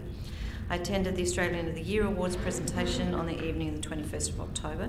Congratulations to South Australian of the Year vaccine researcher Dr Helen Marshall, South Australian Senior of the Year educator and author Mark Lemessurier, Young Australian of the Year Special Needs Dentistry Consultant Dr Trudy Lynn, and local hero Monique Bearham. It was fantastic to attend the launch of Market Square on the 27th of October. This is our once-in-a-generation project that will secure the future of market precinct for generations to come, and I am very much looking forward to construction getting underway in June next year. I also attended the launch of Victoria Tower on Grote Street on the 23rd of October, unveiling a memorial. I unveiled a memorial for rail workers who served in World War I in Gladys Elphick Park on the 30th of October, and welcomed the new Dean, Reverend Chris McLeod at St Peter's Cathedral on the 31st of October. On Friday the 5th of November, I had the absolute privilege of presenting the keys to the city to Uncle Lewis O'Brien. It was very moving to present the keys to Uncle Lewis in recognition of his extraordinary contribution to reconciliation in South Australia, and it was the first time the City of Adelaide has awarded this to a member of the Kaurna community. I would like to take this opportunity to thank Councillor Mary Kouros for her support as Deputy Lord Mayor over the past 12 months. She has represented me at countless events and community engagement, and has been a passionate advocate for our city, particularly North Ward, and has represented the Council extremely well. Thank you so much, Councillor Mary Kouros. Members, could I have someone move that report be accepted? Thank you, Councillor Knoll. Thank you, Secretary Councillor Abraham today. Members, those in favour? Those against? That is carried. Members, item 14.1 on tonight's agenda is reports from council members, and I look for a mover. Thank you, Councillor Abrahimzadeh, seconded Councillor Knoll. Members, would anybody need to speak to it? Councillor Martin. Lord Mayor, this is the only appropriate opportunity, I think, to speak, and I wish to address the matter of the Code of Conduct complaint. The matter that was raised tonight, I strongly refute, and I will be taking it to the Ombudsman.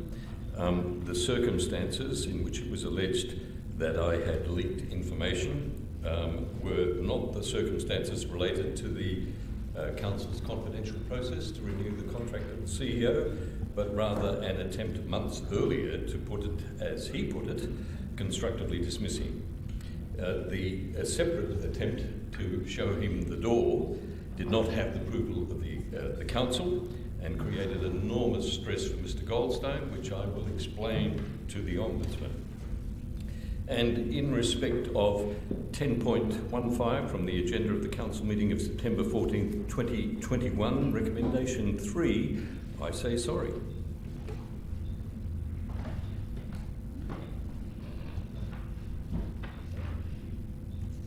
Thank you, Councillor Martin. Members, would anybody else like to speak to Council reports? If not, I'll go back to the mover. Councillor Abraham, stay silent. Members, to the vote. Those in favour? Those against? That is carried.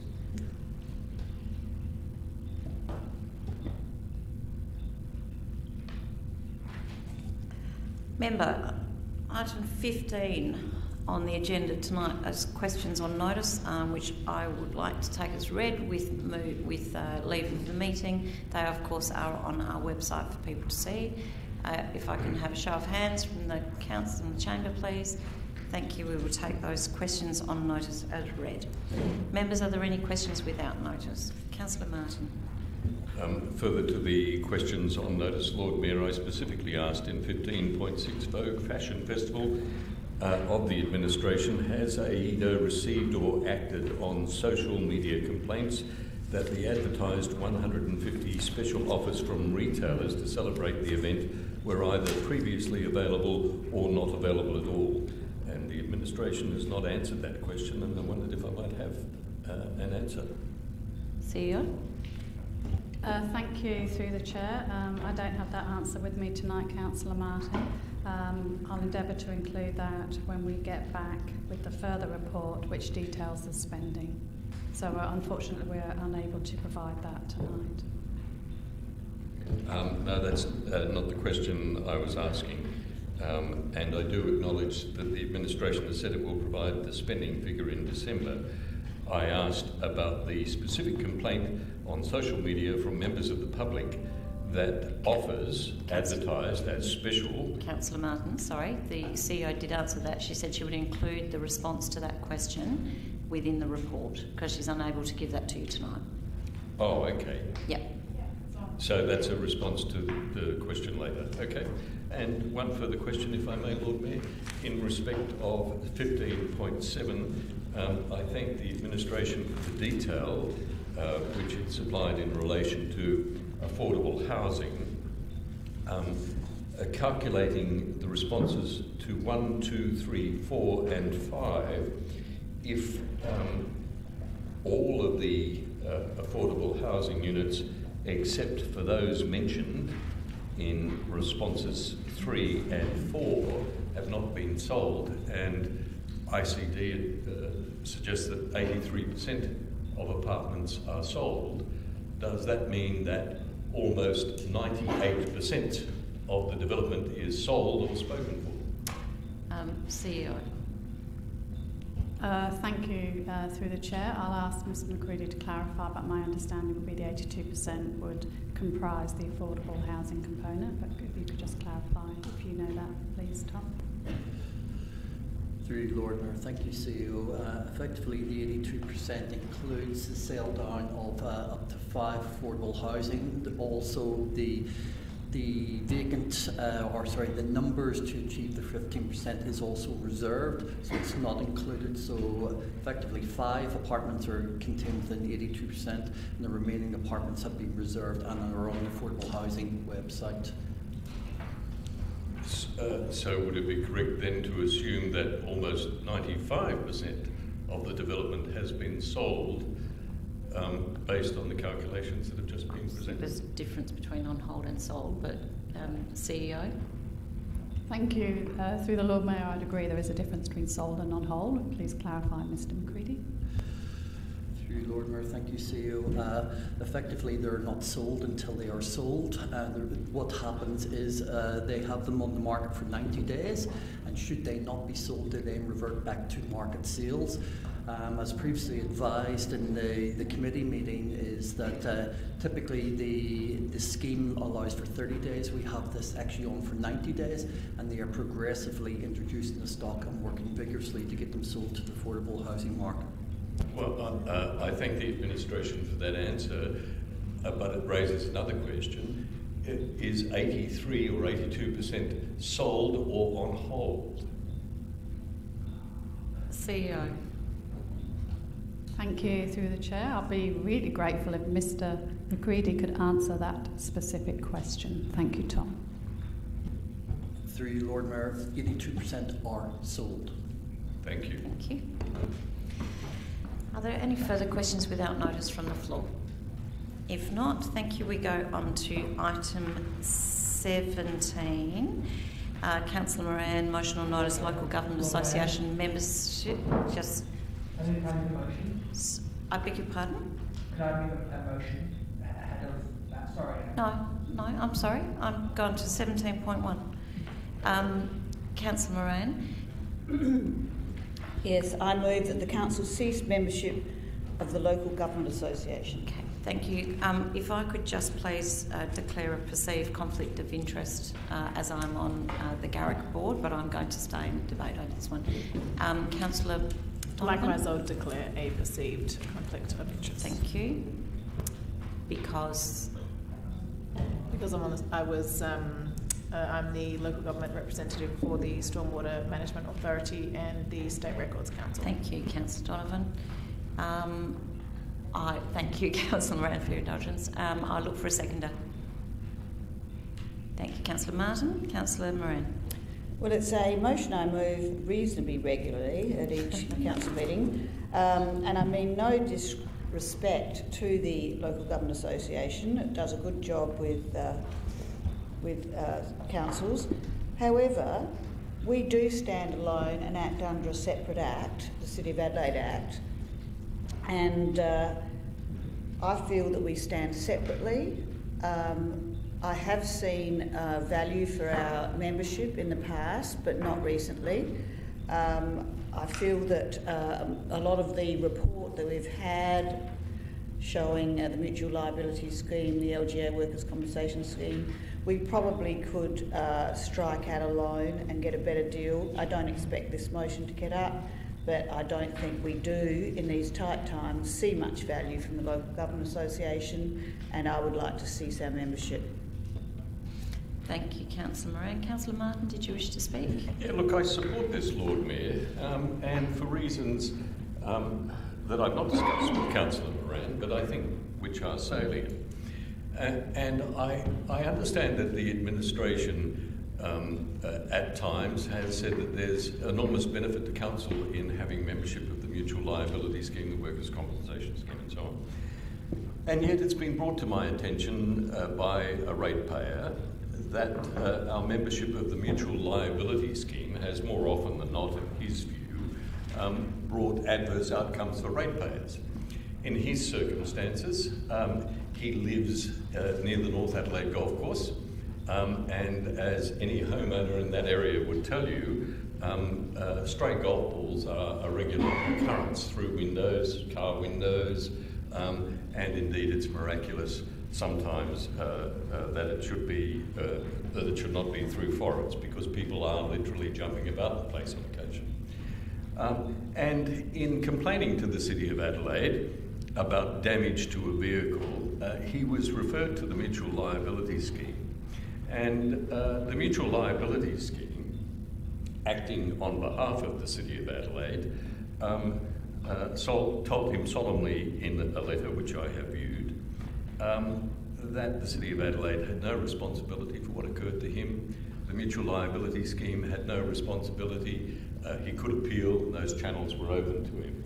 And his view was that the City of Adelaide ought to have a more noble approach, a more transparent and a higher standard when it comes to such matters as insurance claims.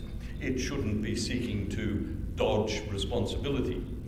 Now, I would like to put it to the meeting that the kind of experience that my ratepayer has had might not occur if we were not a member of the Mutual Liability Scheme or indeed the Local Government Association. That we could find outside of the Local Government Association insurers who were prepared to shoulder the responsibility for council when adverse events occur. And these events, by the way, Lord Mayor, extend right through all of our activities. That is to say, we are insured by the Mutual Liability Scheme. If you come to some grief at council property, it's certainly the view of my ratepayer that you'll have a hard job in persuading the City of Adelaide to accept your claim. So I would like to see some action on this. I think the proposal of Councillor Moran for us to look outside of the Local Government Association for better insurance, for better workers' compensation, for better arrangements for our staff generally, is not a bad idea. Now, I don't see much enthusiasm for that among my colleagues, but I will now support this whenever it comes forward from Councillor Moran, as it does, as she says, on a fairly regular basis. Members, would anybody else like to speak? Councillor Hyde. Lord Mayor, I want to thank the team for bringing more information to light. That was obviously why we deferred it, and I was very interested. Obviously, we had the fees, the base fees, the membership fees, but then the contributions that we make to the Mutual Liability Scheme and the LGA Workers' Compensation Scheme. And I assume there is some sort of margin built into that for the Local Government Association. What I'm uncomfortable about, and consequently I'm still waiting for advice from the Mutual Liability Scheme regarding a couple of letters that I received. They never got back to me about those, but that's not what informs my decision today, Lord Mayor. What I am concerned about is the Local Government Association and the fact that it holds so much of its deliberations behind closed doors. It is an entity which is not FOIable, and that concerns me greatly. Now, of course, Lord Mayor, you have better visibility than us on that institution, but it does concern me greatly that local government bodies from around South Australia are paying rather large sums into the coffers of the association, and yet we see remarkably little about how the place is run. It also has a lot, does a lot of policy work, which, noting that they are fairly consultative, again, when deliberations are held in confidence, things that probably could be held publicly. Indeed, we, as local government authorities, are obliged to hold them publicly. It does really, really concern me, Lord Mayor. So, look, I appreciate this might not get up, but I would say that we have been on an efficiency drive here in the city of Adelaide, and that has yielded excellent results for our ratepayers. But I do think this is perhaps, we talk about contestability occasionally in this chamber, and has anyone contested or tested it?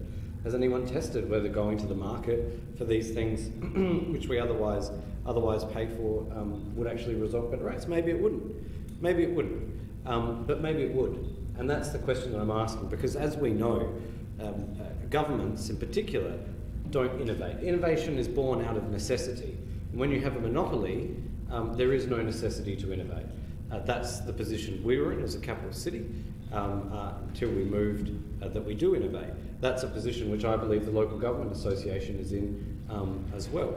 And I'm yet to see those innovations come to fruition. Obviously, we are hearing complaints now about the inadequacy of the scheme, and there are some people who've had gum trees, we know how dangerous gum trees are, fall on their car whilst being parked in the Southern Parklands. And they've been caught in similar situations to Councillor Martin's ratepayer. So I do think there is some merit to contesting these schemes. Thank you. Are there any other speakers? If not, I'll go to the mover to sum up. Councillor Moran. Yes, I agree with what Councillor Hyde and Councillor Martin have said. We see very little value from our membership. We are a different council from other councils, and I think that we would be a lot better to be a lean, mean machine ourselves and go out to the market and work out different ways. We can always join the Local Government Association, but I really think it needs a big rethink and give better value to councils than we're getting now. It's money we pay and we don't really see, and I've read the report from the administration, all that can be replicated in the private sector. So I know this will go down, but I think we really should test our membership.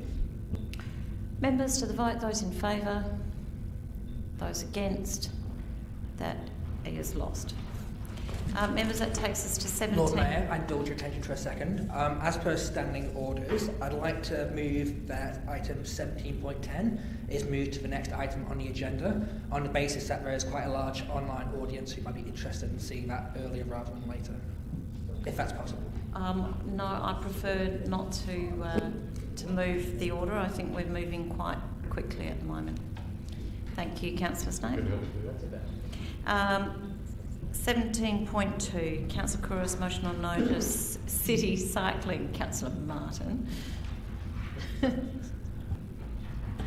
Deputy Lord Mayor. Thank you. Do I have a seconder? Councillor Abraham today. I just want to make just a slight change to the motion. That's okay. To the wording. Just add. Sorry? Can I have advice from governance? Yes, sorry. Judy, you're happy to do that? It's just one word, really. Yeah. Is it a big word? It really does depend on the substance. Generally, a motion that is placed on notice needs to be moved as it is presented. However, if you were revising or tweaking a word... Just tweaking, I'm just adding a word where in point 4 as to the intent of the motion, and where it says agree to a trial cycleway, to put a trial separated cycleway. No, that's a big change. Trial separated bikeway. We've always allowed one or two words in a change to a motion that's come forward. I will actually go to governance to see whether we... All right. So you can't do that, but someone else could do that on your behalf, which could be your seconder, but you can actually speak to the motion as it is. We'll wait till we get to you, Councillor, because at the moment we've actually moved it as a motion. Good. Thank you. You and I... Unless you want to reserve your right speaking to it until the change is done. Okay, sure. I'll reserve my right. Okay. Councillor Abraham today, are you happy to move the variation? Yes, I am. He's the seconder. Okay. Sorry. Apologies. You're the seconder. I need someone else to move that. Thank you. Councillor Hyde. I have more than just that, but it is minor. And I can speak to it when I speak, but separated, yes, I go to be delivered in August 2022. So change no... In August rather than no later than? No. In August 2022. What is that for the campus? No.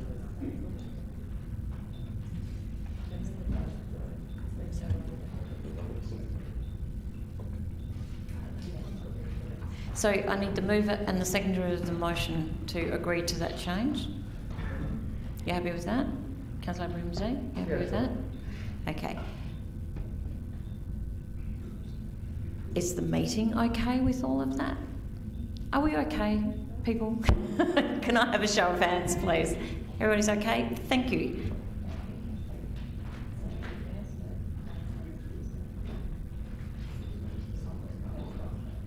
Okay. Councillor Hyde, if you want to speak now, and then we'll go back to the floor. I'm not moving it though, am I? No. It's been moved by the Deputy Lord Mayor. Just strange. Look, I have a lot of faith in this initiative. I think it's important for us to have these conversations. Again, you know, we come back to these, the core principles are that we don't want to alienate other road and transport network users, and I think this is a good way to work through all of that at a grassroots level with those who are affected by it to ensure that we come up with the best possible solution. And I think it allows us to, by trialling it, it allows us to test what the demand is, but also to test where the demand is, which I think is good. Very happy to have separated in there. I think that makes sense. That's how I read it anyway, but just to be crystal clear.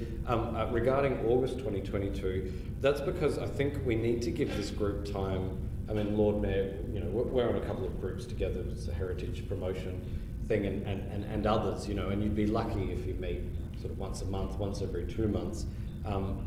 This is the maximum period of time that we can allow to run on my interpretation of the Local Government Act. But moreover, it allows them to really have some meaningful discussions and to work those ideas and those scenarios through. And that's why I think it's important to have that in there. It's the time at which they would have had the most developed conversations with the largest number of stakeholders, and the time at which our administration would have done the most work. It also actually, and more importantly, means that some of the projects previously identified in the Works program would have actually been delivered by that point as well, which is another key consideration when you're thinking about how you have to stage and develop your Works program. And it also actually might have an impact on where you end up trialling it and the corridor that you use to trial it. Until those very permanent changes to the network are put in place, I think you can't really measure and determine how that's going to affect the behaviour of road users and cyclists in particular, which is why I've suggested it. But an excellent initiative, and I think it's a good way forward, a collaborative way forward, without you know, shoving it down people's throats, so to speak. It's a way that we can bring everyone on this journey together, which is exactly what we need to do. Members? Deputy Lord Mayor. Thank you, Lord Mayor. It's been such a controversial separated bikeways, and I'm in agreement with Helen in the past in her viewpoints regarding the need for having a separated bikeway in the city. But you and I have had many conversations about delivering something like this, but we need to get people on board and be having those conversations and having the buy-in from the public. City of Newcastle have successfully done this, and they've trialled a separated bikeway, physically separating the vehicles and the bikes, and you know, with this dedicated cycleway next to the footpath. The trial did not remove the ability to park your car and still deliver safety for the cyclists. So that's what we're looking for, and we're looking to have a more collaborative approach directly with the stakeholders on the where we choose to do this trial. It's to have that conversation, drawing on from Councillor Knoll's motion, in which we are looking at undertaking to deliver a cycling infrastructure and strategic plan. And then we're looking at, you know, doing a roadmap in regards to this, and then we're obviously looking at having a working group, which I would envisage that this working group would have a precinct from in that area, a representative of that precinct where we choose to be done. You have someone from Bike Adelaide, you would have someone probably from Business SA or RAA, and also a councillor, to be able to have those discussions and that consultation directly on the street, rather than thinking of this idea, putting it there, going out to your say consultation and not having any success in regards to the buy-in regarding having a separated bikeway. It's been successfully done. We've drawn on from those experiences that they are having, that they had at Newcastle, and I was lucky enough to be able to discuss that success with the trial with them from the City of Newcastle, and I believe it's an excellent way forward to be able to create those conversations that we need to be able to deliver this within our city. It's really important that we take these steps, and so we can be clear with our ratepayers and with the community in what is that they're looking for a bikeway, what it is for a separated bikeway, what it is that the fears in regards to it, and to have discussions that are real and meaningful directly with the precinct. So that I believe that this is the best way forward. It's a start, and hopefully it is a success. Thank you, Councillor Abrahimzadeh, then Councillor Knoll. Thank you, Lord Mayor. I commend Councillor Gouros, Deputy Lord Mayor, for bringing this into the chamber. I believe with a project like this, there were two things from my perspective. There were two things that were two big challenges. One was stakeholder engagement and essentially that buy-in from the community. But also the other one was managing those stakeholders and managing expectations. I commend her for her perseverance, for drafting this motion and essentially getting us to trial something, because at the end of the day we've got to learn to walk before we run, and when you look at all the other milestones, you look at pilot programs, you look at trials, there is learnings from them, and hopefully those learnings can be applied to more permanent solutions. Thank you. Councillor Knoll. I've been thinking long and hard. I mean, this is an interest very close to my heart as well, because it is about enabling us to transition. And when we think about all the efforts we've put in the past and the amount of money we've spent on something that we never bothered to ask our constituents and all this, certainly past with the stakeholders. So if we're looking at where we've progressed so far, it's about a map, and a map indicating all of the infrastructure and all that, so that it starts to enable people to know the way they get around the city and to use all the services, etc., and also how to flow through it. The other is, I mean, we've got 11 projects on the go which need to then start to materialise, and it's all about proving what we're doing, because Adelaide is not all like the other cities because of the way we've designed, and we do have different impediments to things, and we need to make sure that the community we're trying to support is actually starting to adapt and utilise the things we're putting in place. So, I mean, I don't have a problem with putting in a trial, because obviously in the meantime I'm expecting Frome Road to be fairly well completed.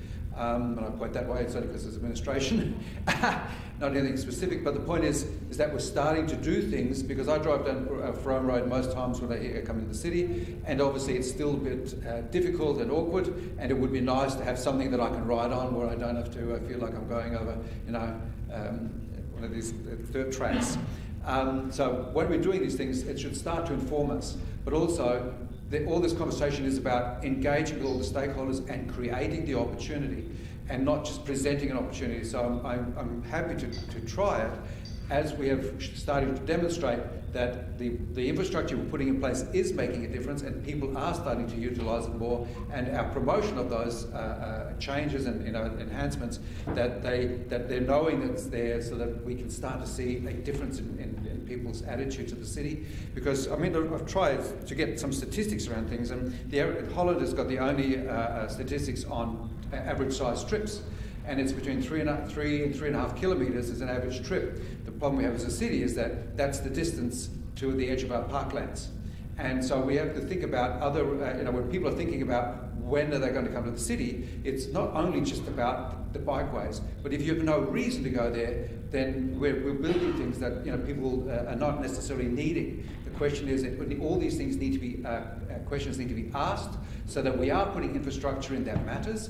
The stakeholders at the other end, at the destination end, are going to get value out of that, and they're providing services that these people need, because again, they're not going to just be riding around in the middle of the city just because it's fun. They're coming in for a purpose. And I mean, that's the main concern that I have, is that you put these things in place, and the opportunity cost where you are disadvantaging potentially others. It needs to be sufficient value that you can justify it. So I think it's very important that we consider all of those aspects together and come up with a network that will make a difference. Thank you. Members, any other speakers? If not, Councillor Donovan. Just very briefly, Lord Mayor, I absolutely support the motion and the intent for a separated cycleway. I just make the point, following on from Franz's comments, that the key is we need a network for it to be effective. So putting a single path anywhere, be it a road, be it a footpath, be it a bikeway, is not effective, is not fully effective until we have the network in place. If you have a single path that goes from A to B, then you're only going to attract travellers who want to travel somewhere from A to B. Whereas the city, of course, is full of roads and footpaths that are networked that allow people to get to a myriad of different locations. So this is a great step. Very important to have a working group to provide input. Excellent to have some progress. I would hope that the trial would link in with the hopefully one day to be delivered city access strategy, which when tendered was I believe to provide a network that we would be working toward of separated bikeways in addition to other infrastructure modalities. So I would hope that this would link in well with that and continue to move toward the network, because we're not going to get the full uptake until we have that in place. Councillor Martin. Yeah, thank you, Lord Mayor. If I might bastardise an expression of Donald Rumsfeld's, you can't know what you don't know. And what the speakers tonight don't know is that for a period of years, the City of Adelaide engaged in a consultation, multiple consultations with cycling groups, with cyclists, with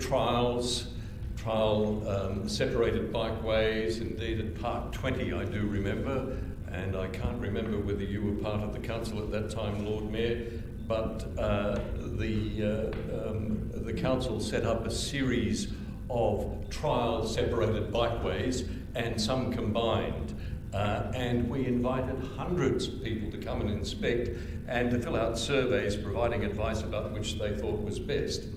This followed a fairly comprehensive discussion with the state government, at which it was agreed that the city and the state would establish a bikeway network of separated bikeways through the City of Adelaide. Firstly with the north-south, secondly with the east-west.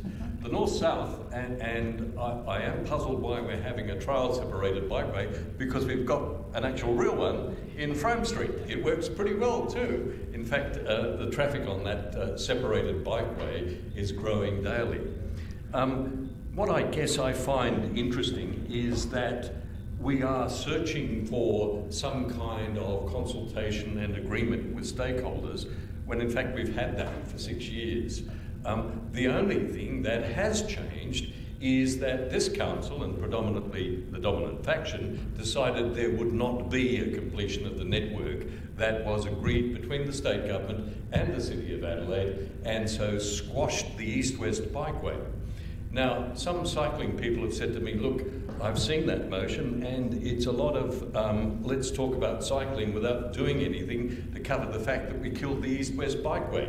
And that's pretty much, I think, the way that the cycling network sees this and the whole discussion. By all means, let's trial another separated bikeway, or perhaps it might even be more economically and feasible and logical to go down and have a look at the one that's working perfectly finely on Frome Street, and which could have been replicated in the east-west direction of the city.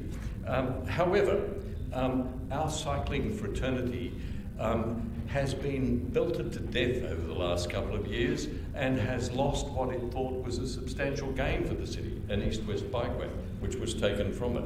So I'm not going to disagree with this proposal, just point out that it is grossly insulting to the cycling fraternity to suggest that we need to have consultation and discussion about something which they arrived at a very long time ago.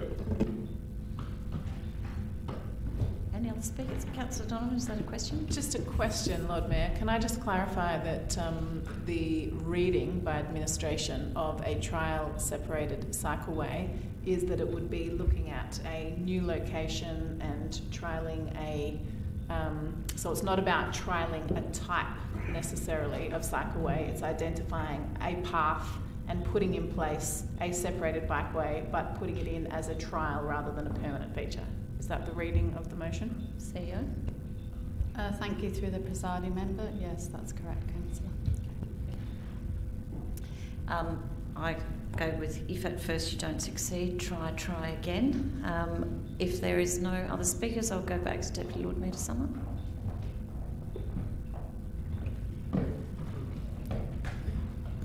I'm not surprised by some of the comments, especially from Councillor Martin. I did speak to the chair of Bike Adelaide, and he is very, very welcoming to the option of having this being trialled in the City of Adelaide. And as rightly Paul pointed out, it would be in a different section in where people could actually see it functioning, and then we can pull some statistics from in regards to building on from the network. But the one in Newcastle, just so I can be clear to everybody, is very unique because it actually hasn't removed any car parking.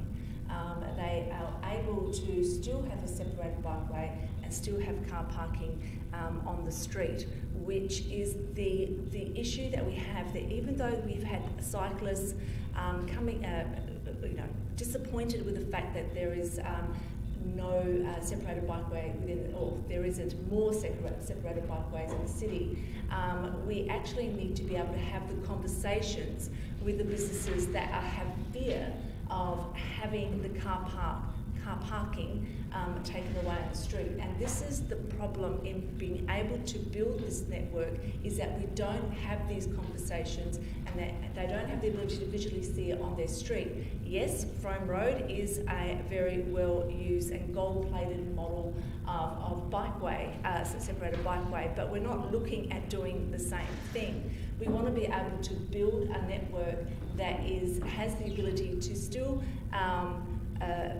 give people the parking option, because we are a city that does rely on cars, but also to be able to, still have the ability for cyclists to come in safely into the city. And that's what we're looking at. And this is probably the first time we have a working group that I would hope that would bring in different sectors of the community, not just one voice, and be able to have a more positive outcome, to be able to have outcomes that can be delivered, that be able to have outcomes that can be measured, and to be able to bring everyone on board and not have a division. And that's what's been created in the past, is divisions within two communities, the cyclists and the business community. And we want that to stop and bring them together and have these conversations. Thank you, Deputy Lord Mayor. Members to the vote, those in favour, those against, that is carried. Division. Those members voting in favour of the motion as varied, please rise and remain standing until the division has been called. Thank you. Councillor Moran, Councillor Mackie, Deputy Lord Mayor, Councillor Ho, Councillor Snape, Councillor Knoll, Councillor Donovan, Councillor Hyde, Councillor Abraham today, and Councillor Martin. Members, that takes us to 17.3. Councillor Moran, pedestrian crossing. Yes, I move that Council immediately commence construction of a pedestrian crossing adjacent the McKinnon Parade Childcare Centre. Seconded. Yes, you've got a seconder. Yes, I was very pleased to see that we've changed the funding from asking for state or federal funding to our own funding. When I first put my motion up, a member of the staff, and I can't remember the person's name, said that there weren't any capital works, new capital works, that I'd have to actually take it from the maintenance budget, which I tried to do, but it still went up as state funding. Now, thank you very much, we have funded it, but harking back to my previous administration advice, there isn't a long list of new capital works. Therefore, I'm not sure why we can't start it now. I mean, it says in the first part here, it's currently in design phase, due for completion February 2022. I mean, how long does it take you to design a pedestrian crossing? I remember back in the day we used to get $45,000 to spend as we wished, each councillor, and I put a pedestrian crossing in Tint Street. It took a month because they're not very hard, they're not architecturally designed, they're only about 3 sorts. So I can't understand why we have to delay it for 3 quarters. In that 3 quarters there'll be a couple of budget reviews, and I'm nervous that this will be lost in one of those. Nothing is more important than child safety. McKinnon Parade Childcare Centre has been asking for this for 10 years now. So in part 4, the project came into the 21-22 programs of works late. It has been on every budget request for a decade. So I don't think that's late. We have accommodated and have commenced the design process and scheduled to be built appropriately. For goodness sake, let's build it now. It's $38,000. How many children will be crossing that quite wide, reasonably dangerous corner until we finally get off our asses and build it after 10 years of being request? I suggest we start it now and stop prevaricating, because I suggest that the delay will be to see if we can't fund it. So I see no point. Their design is easy, it's quick. We could do it tomorrow and we could start next week. So let's not put any more children's lives at risk and build it as soon as possible. Councillor Snape. For me, this is a common sense motion. It harkens back to council's bread and butter issues. You know, we can do all the fancy things that we want, and I'm not necessarily against a lot of that, but just basic safety, child safety, but general safety, it is common sense. And I also think the financial cost, $38,000, as opposed to what could happen if there was an accident and we were held liable, I think that's, you know, that's nothing.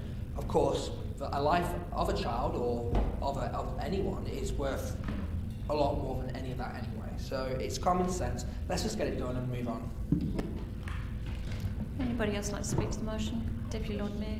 Oh, question? Sorry, I have a question. Did we ever see state and federal funding for this?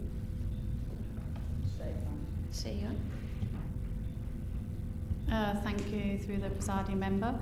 As previously shared with Council under your financial sustainability principles, as this is a request for an enhancement, not a renewal, we have sought external funding and we haven't yet received it.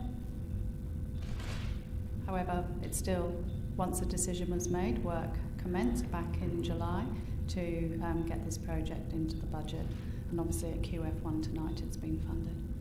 So if we were to start this immediately, like next week, will there be any complications in regards to the design and safety of it? CEO. Thank you. Through the Chair, it's already been shared with members that the project started back in July. So the project work has already commenced. Perhaps Clinton can explain why the design process will be completed in February and what the timeframes are associated with putting this project into our capital programme. Thanks, CEO. Through the presiding member. The administration comment does mention February 22 as the design timeline. We can't compromise on safety. We do have to follow Australian standards and do a design for that particular work. We'll get it done as quickly as we possibly can and commence work as soon as possible. It's a funded project and we'll make that commitment. So to be clear, it's a funded project and starting it any earlier could compromise on safety implications? Through the Chair, we'll start it as soon as we possibly can, but the administration comment sets out the timelines that we're currently working to. Okay. Councillor Abrahimstein. Question, Lord Mayor. So, regardless of whether if this motion passes or fails, this refuge is getting designed and getting built, due to be completed by February 2022. No, the design finishes. CEO. Thank you, through the Chair. The design will be completed in February with construction aimed to be completed by the end of the financial year in June. And I think I just had Mr Devonish give an assurance that he would try and hurry up those timeframes. Is that correct, Clinton? Through your chair, that's correct. Could I hear Mr. Devonish say that? Through the chair, we'll attempt to get it done as quick as we possibly can ahead of the timelines that are given in the administration comment. Thank you. Councillor Abrahimzadeh. Well, Mayor, I'm still unclear. So whether if this motion passes or not, this thing is getting designed and built as soon as possible. Correct. That is correct. Because That's not. Mr. Devonish has just said it's not being done quickly. He can speed it up. That's what he said. That's what he said. CEO. Thank you. Through the presiding member, the motion requests that we immediately commence construction. That would indicate that we literally start digging up roads tomorrow. What the admin comment tried to do was step out a time frame that's currently in train, and what we've also tried to do tonight is give an assurance and an undertaking that while we can't immediately commence construction tomorrow, what we can do is do our best efforts to get cracking on this project and try and bring it forward so that it's earlier than June 2022 completion. Okay, thank you, CEO. So really, the motion was brought in back in July. It was set in the pipeline. The design's getting done. The construction will soon follow after that. I don't see why we need to support this motion. That's my perspective. Councillor Martin. Look, Lord Mayor, there's a disturbing trend that emerges tonight where when somebody proposes something, from the best of motives, there's an attempt to question that motive and the initiative. And let me just say, I commend Councillor Moran. I commend Councillor Moran for wanting this thing built yesterday. She is in touch with the people from the childcare centre who, as I understand it, frequently say to her, "Where is our crossing?" It's not unreasonable for an active community member such as Councillor Moran to be pressing council to complete this yesterday. Now, I understand that there is a desire to suggest that somehow the funding was available in July. It was not. What came to council was a proposal that we should ask the state government to jointly fund that enterprise. That was in the papers. It was not funded until tonight. Tonight the dollars were allocated. And Councillor Moran is unlikely to be satisfied until the thing is completed. Now, don't question her motives, don't question what she's saying, just admire that she's saying, "I want it done now." If I may, I think what it's saying is that we can't commence immediately. Councillor Moran has asked for an assurance that it will be happening sooner than is in the information that we've been given. Once that decision of council went through in July, the normal process for any decisions after we've approved a budget is that it comes through in the quarterly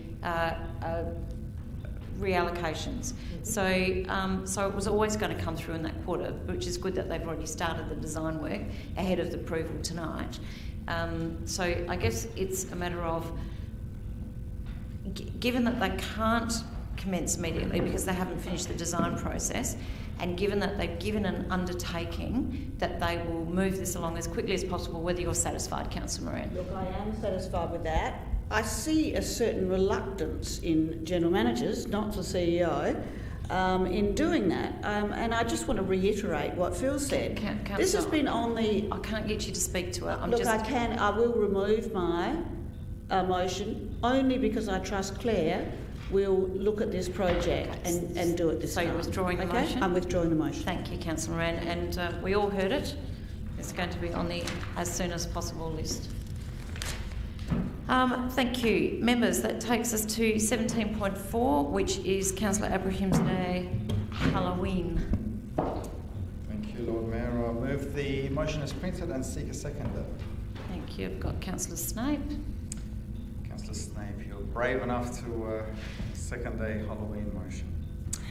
Lord Mayor, I have realised that as time has gone by, there are certain times in the year where you see a lot more individuals and families out on the streets of Adelaide, and Halloween seems to be one of those. Now, I myself am not one to celebrate Halloween.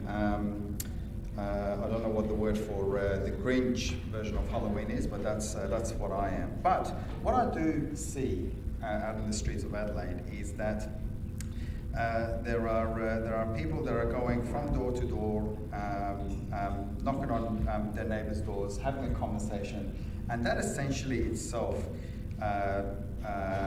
seems to me that there is a desire for people to get out and about and actually get to know their precincts, their neighbourhoods, and their neighbours.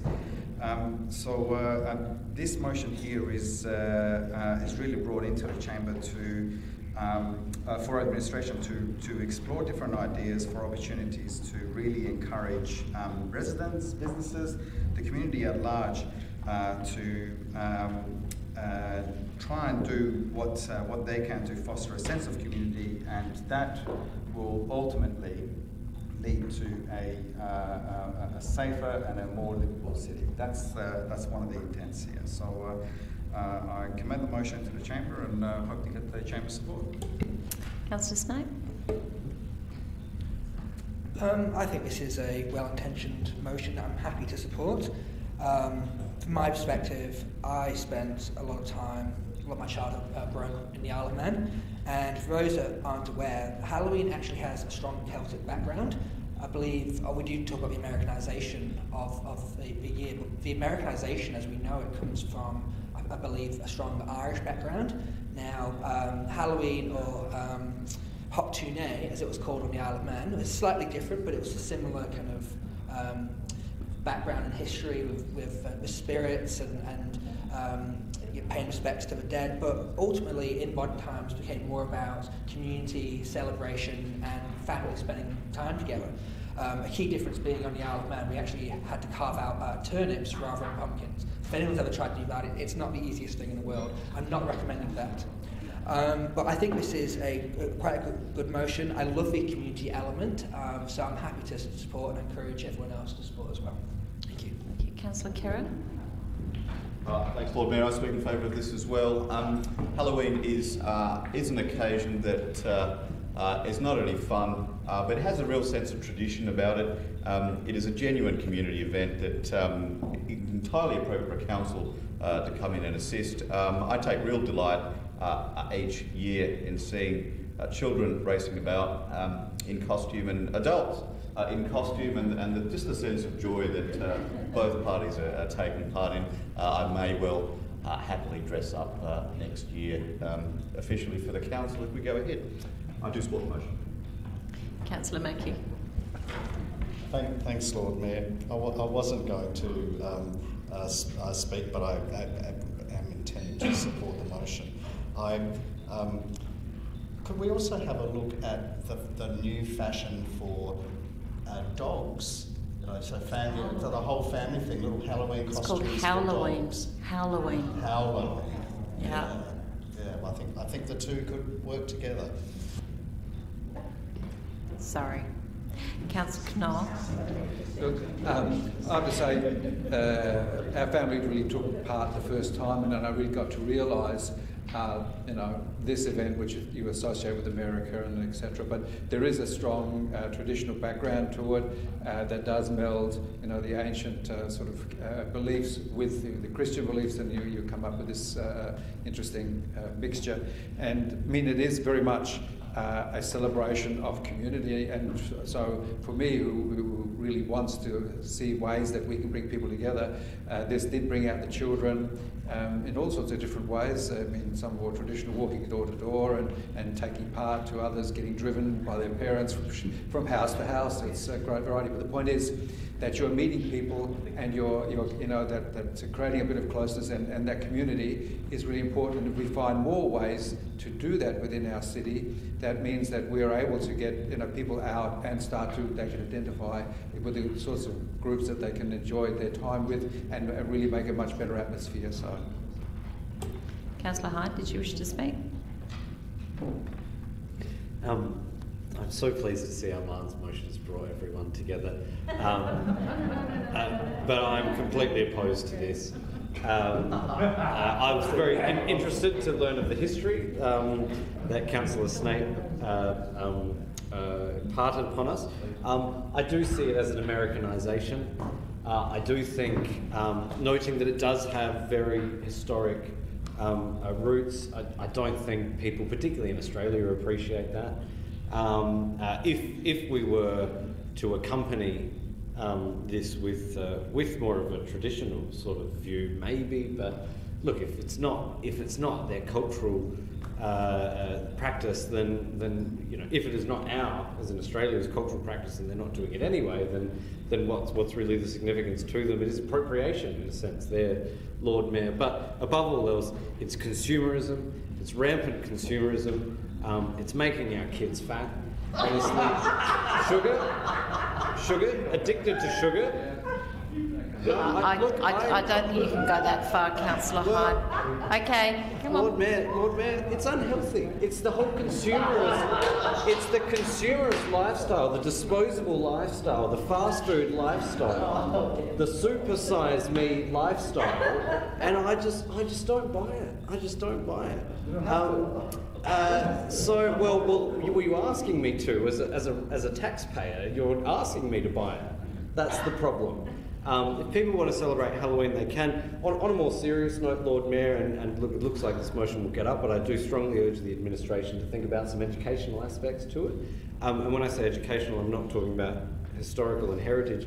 I'm actually talking about what does trick-or-treating look like in the city, because I do think it could be dangerous.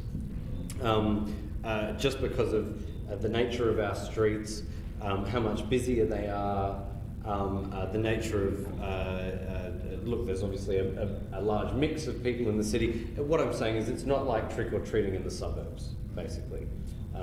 You know, my parents, they had my nieces and nephew over, and they all went trick-or-treating. You know, they live in a cul-de-sac. With a couple of other cul-de-sacs nearby, with a park across the road. You know, it's a very easy environment to trick-or-treat in. It's not very dangerous. The footpaths are wide and comfortable. You don't really have that in the city. Also, what does trick-or-treating look like in an apartment building, if people are going to be doing that, or in a block of townhouses or flats or what have you? You know, those are the practical things. So if there is safety information that we can ensure people are availed of, I would strongly urge the administration to take that on board. Councillor Moran. Yes, look, I find myself agreeing with Councillor Hyde.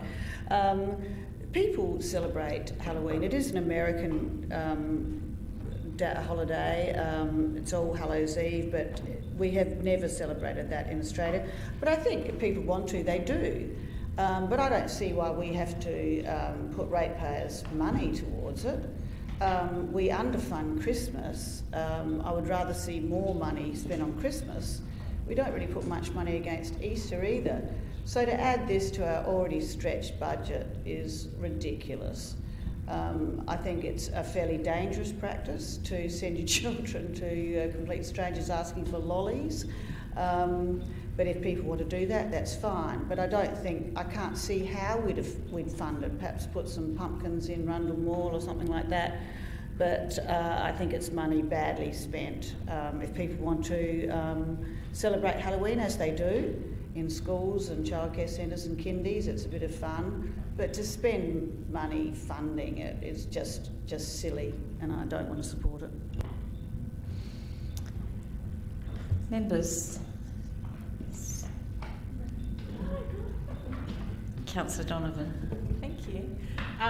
I just wanted to take the opportunity to really support Councillor Hyde's comment about ultimately what I took from that is there's a strong need for us to improve road safety in the City of Adelaide, where we have one of the highest number of pedestrian crashes, and he made the point about slower speed, wide footpaths, and safe places for children to walk. And I think what a great example for us to consider for our city streets.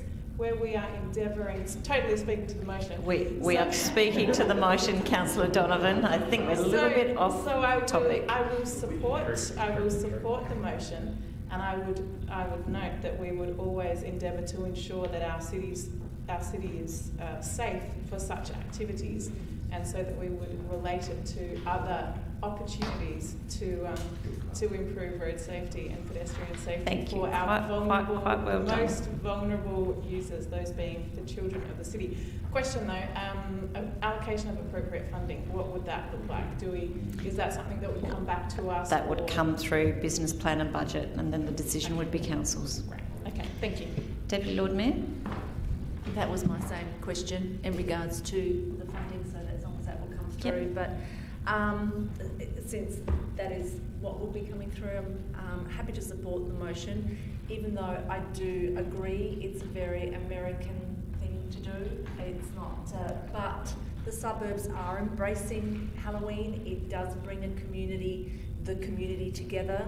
I did get a lot of phone calls from ratepayers asking what is the council going to be doing for Halloween. It's mainly centred around school groups, that they come together with parents and they go trick-or-treating to places that they know. But, I do get the point, it is a very American. I never went trick-or-treating with my children. It wasn't something that we did. It wasn't something we thought of. It was something that we just saw on the television with a series. But I get it's becoming something that brings the community together. But I appreciate that it'll be coming through as a discussion in the budget. Thank you. I'm not sure what, I think you said that, Councillor Abraham said, what the equivalent of a Grinch is. Maybe it's a hinge or a hunch. I think it would be good also if, when it is considered later, that if we identify some streets that are quiet residential streets.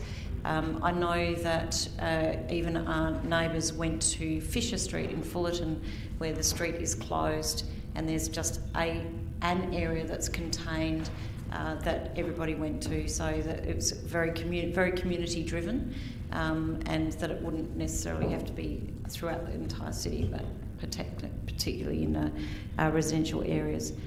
And that it is another question. Councillor Hyde. I'm just curious, would the administration talk about closing streets off, which obviously if you close streets off that would attract people to it, would it be the administration's view that they would provide or subsidise candy and sweets if we were going to, well otherwise if we don't have treats for the children, we would be exposing our ratepayers to There's nothing tricks. given by the Fullerton Council either. It's the parents that organise it with the kids. CO. Would it be in the budget speeds? Through the presiding member, that would completely ruin the tradition of Halloween if local governments gave out tricks or treats to children. I'm not sure that's a position I'd want to put this organisation in. Members, Councillor Abraham Zadeh, sum up. Man, I'll be honest, I didn't expect to generate this much discussion, but if I may, I would just like to address a few points that were made. Can I commend Councillor Donovan on picking up on the tricking part of the tricking and treating? So that was a good line. In terms of Councillor Hyde's concern around sugar and sweets, we can, in our material, if we were to promote something, we can always look at some healthy treats, vegetables and fruit. I'm not sure whether if that's something that that kids will want. But I guess one of the things that was consistent here in the Chamber, Lord Mayor, was that this is not an Australian tradition. It's something that is American or Celtic, as Councillor Snape mentioned. Maybe we can have an Aussie version. I don't know what that looks like. It might be like a Vegemite jar and a snag or something. I'm not sure. but we can definitely put our thinking caps on and see if we can tweak it to suit our traditions. One way to maybe engage with our residents and business groups might be going through precinct groups. So it might be a conversation that we might have with them. I think Councillor Hyde spoke about closing of parties. So yeah, sure. Let's talk about street parties and what that could look like. And you know what? There is one thing that is in this motion, and that is that the City of Adelaide is not like the suburbs, and I completely understand and agree with that. And that's why the intent of this motion is to, I guess, look at what our strengths are and what our weaknesses are, what we can work with and what we can't work with, and what the risks are. So I think that's something that we can definitely work through. And then one way to maybe get our residents on board, given that we do have a large number of apartments around the city, is to engage with the body corporates and the management committees of those apartments and maybe get their feedback on this.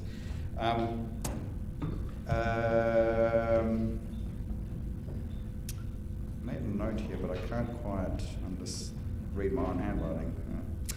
Anyway. I commend this motion to the Chamber, and hope to have my fellow councillors support. Thank you. Members to the vote. Those in favour? Those against? That is carried. Members, that takes us to 17.5. Councillor Snape, advertise a climate change initiative. Okay. So after the passion of the previous... look, are you taking it as read, and we'll look for a seconder? Oh yes, take it as read. Members are looking for a seconder. Councillor Martin. So yes, after a passion of the previous point, I think this is a nice, clear-cut, simple one. We are a carbon neutral city. We are pushing initiatives to achieve that, and we've now recently seen in the advertiser a change in policy, or a new campaign, perhaps I should say, towards tackling climate change. So this motion simply acknowledges that, welcomes that, and offers to collaborate further with the advertiser on any initiatives that are that we can think of within the City of Adelaide to help further that goal. Councillor Martin. Yes, look, I thank Councillor Snape for the motion. Like many South Australians, I welcomed News Limited's change of heart in respect of climate change and its acknowledgement that global temperatures have been rising and its acknowledgement that there needs to be a stronger global effort to combat climate change. The television program Media Watch devoted some 15 minutes to this subject a few weeks ago, and wondered whether or not this was likely to be a long-lasting campaign or merely a promotion.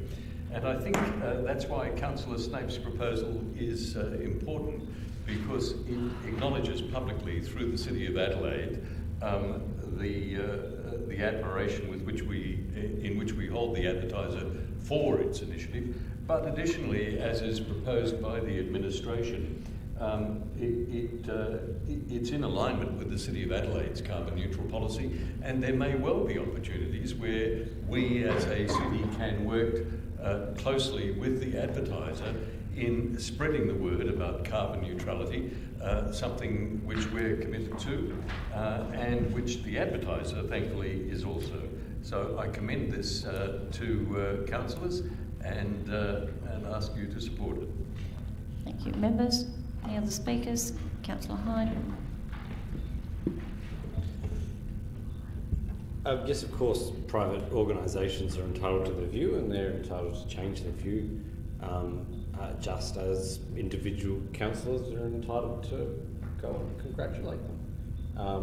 Does an entire city need to congratulate them? I'm not sure that's entirely necessary. I mean, Lachlan Murdoch's pretty active on Twitter. You can @ him and give him a big thumbs up. That could do the job.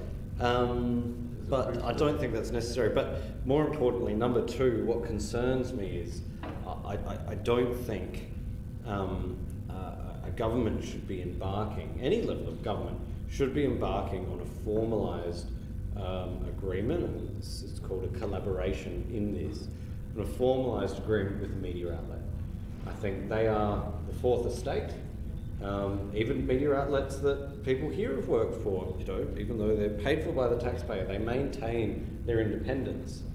Whether they adhere to their charters, of course, is still in contention, but they maintain their independence. They are the fourth estate.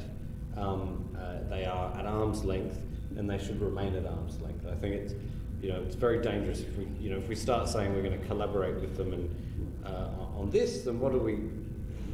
What else are we going to collaborate with them on? I'd love to collaborate with them to tell them all the wonderful work that the City of Adelaide is doing. They often report it on themselves, but you know, I think it's very dangerous when you start engaging in that sort of relationship. And in actual fact, if they had their wits about them, they would actually refuse on that basis as well. So I won't be supporting this. Councillor Kerr. Thanks, Lord Mayor. Well, yes, words taken out of my mouth there by Councillor Hyde. Without trying to reiterate too much of what he said, I think it is, regardless of what you think of the merits or otherwise of the policy position taken at the advertiser, it is unseemly. In fact, it is entirely unseemly for a chamber, for a level of government, to decide that they are going to give an official imprimatur to a media organisation on a particular political program that they are undertaking.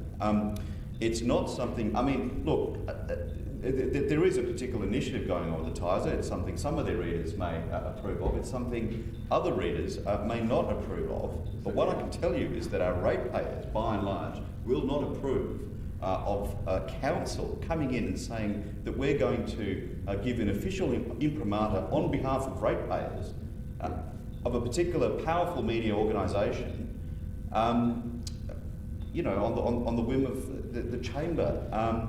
It sets a really troubling precedent to embark on this sort of thing. It's not something a council should be engaging in. It is entirely unseemly, and it would be a big mistake to vote for this.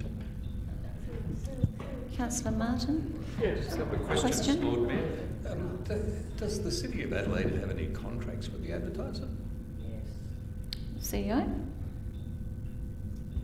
Thank you, through the Lord Mayor. I'd need to check, but in the past we have partnered with the City Messenger on the City Business Awards, so that has been in place previously.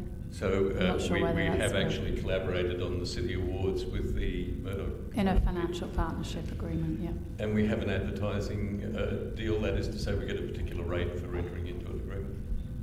No? Through the presiding member, no. Okay, thank you. So it's just collaboration on things like City Awards and other...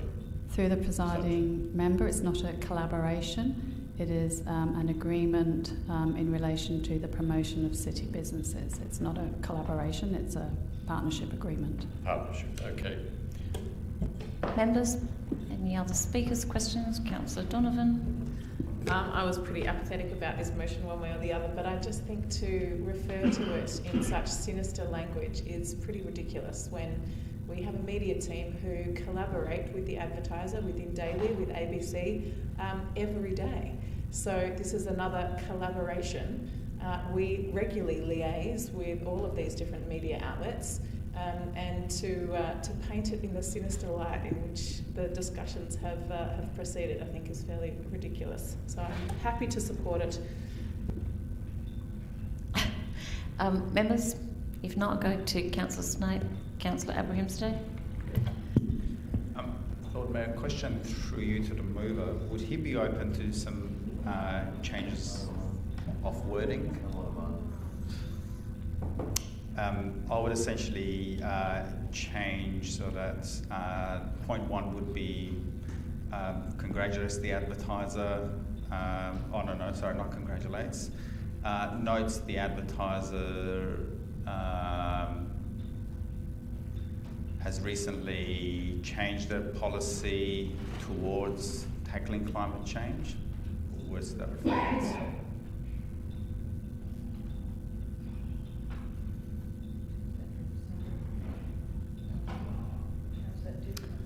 And number two, I wouldn't necessarily want to narrow it down to just the advertiser, but I don't know, maybe words to the effect of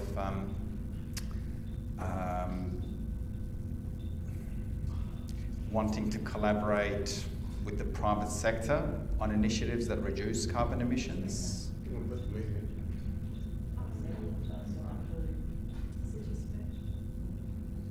Oh, we're already doing that. Sorry, we've already done that. We've got City Switch and we've got the carbon neutral program. Oh, it's completely written. With the media. Yeah, we're the new Politburo. Tell the people what they do. Collaborate with. Sure. Okay. Yeah. Let's do that. Let's give that a try. Collaborate with the media on initiatives that reduce carbon emissions in the city of Adelaide. I don't know about. How would you sort of narrow down the? What would you call the sector? It's not the media. It's,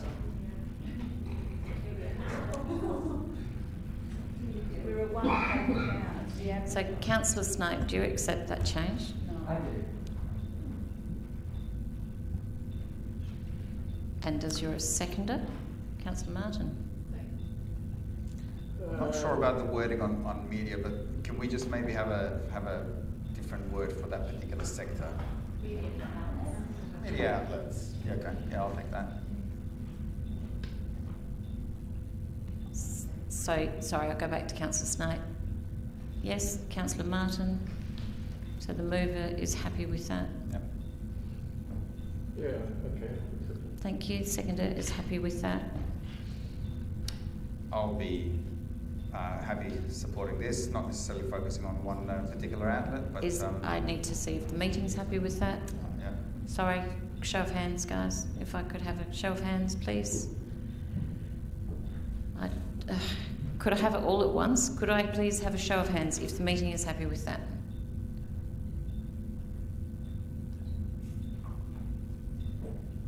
No. No. Sorry, we go back to the original.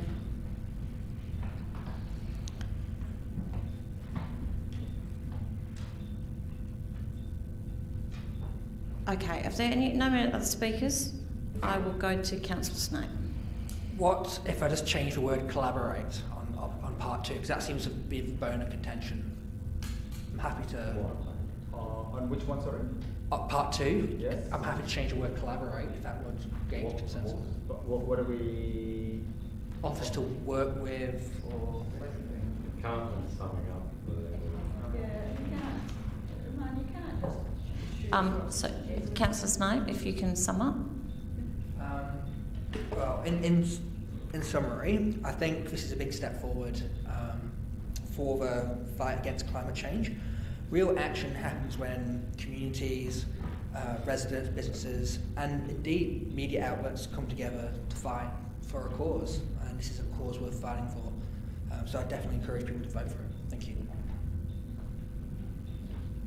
Thank you, Councillor Snape. Members to the vote. Those in favour? Those against?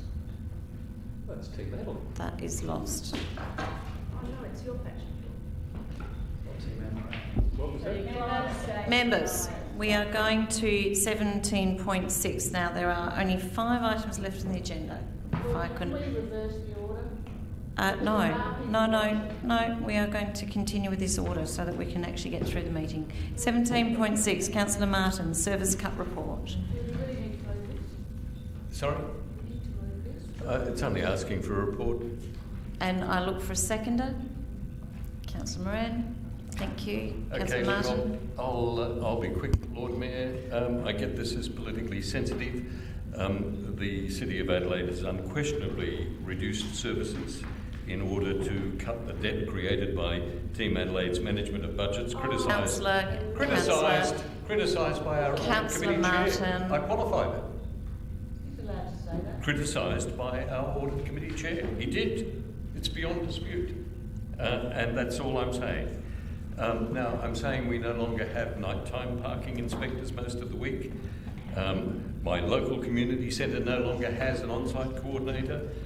Some streets aren't cleaned as often as they used to be. Curry Street was one that was named by the administration in a report to us. The changes began occurring last financial year, and the community consultation for the budget process and business plan should have, according to the Local Government Act and every principle that's outlined in local government, it should have detailed the council's intention to not deliver services, particularly where those services are reduced.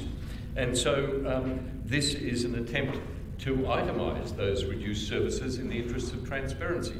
Now, I get that transparency is not a favourite topic in this room. I get also that Team Adelaide votes against everything. Councillor, please. Well, I've asked you so many times that members of the chamber vote against. You are preempting what someone's going to vote. You can't do that. Well, Lord so, no, Councillor Martin, I've asked you several times, please refrain. I'm not going to mention that word. Thank you. Those words. Thank you. But I am saying that if at the end of this the vote is 6 against, then you'll know exactly what I'm talking about.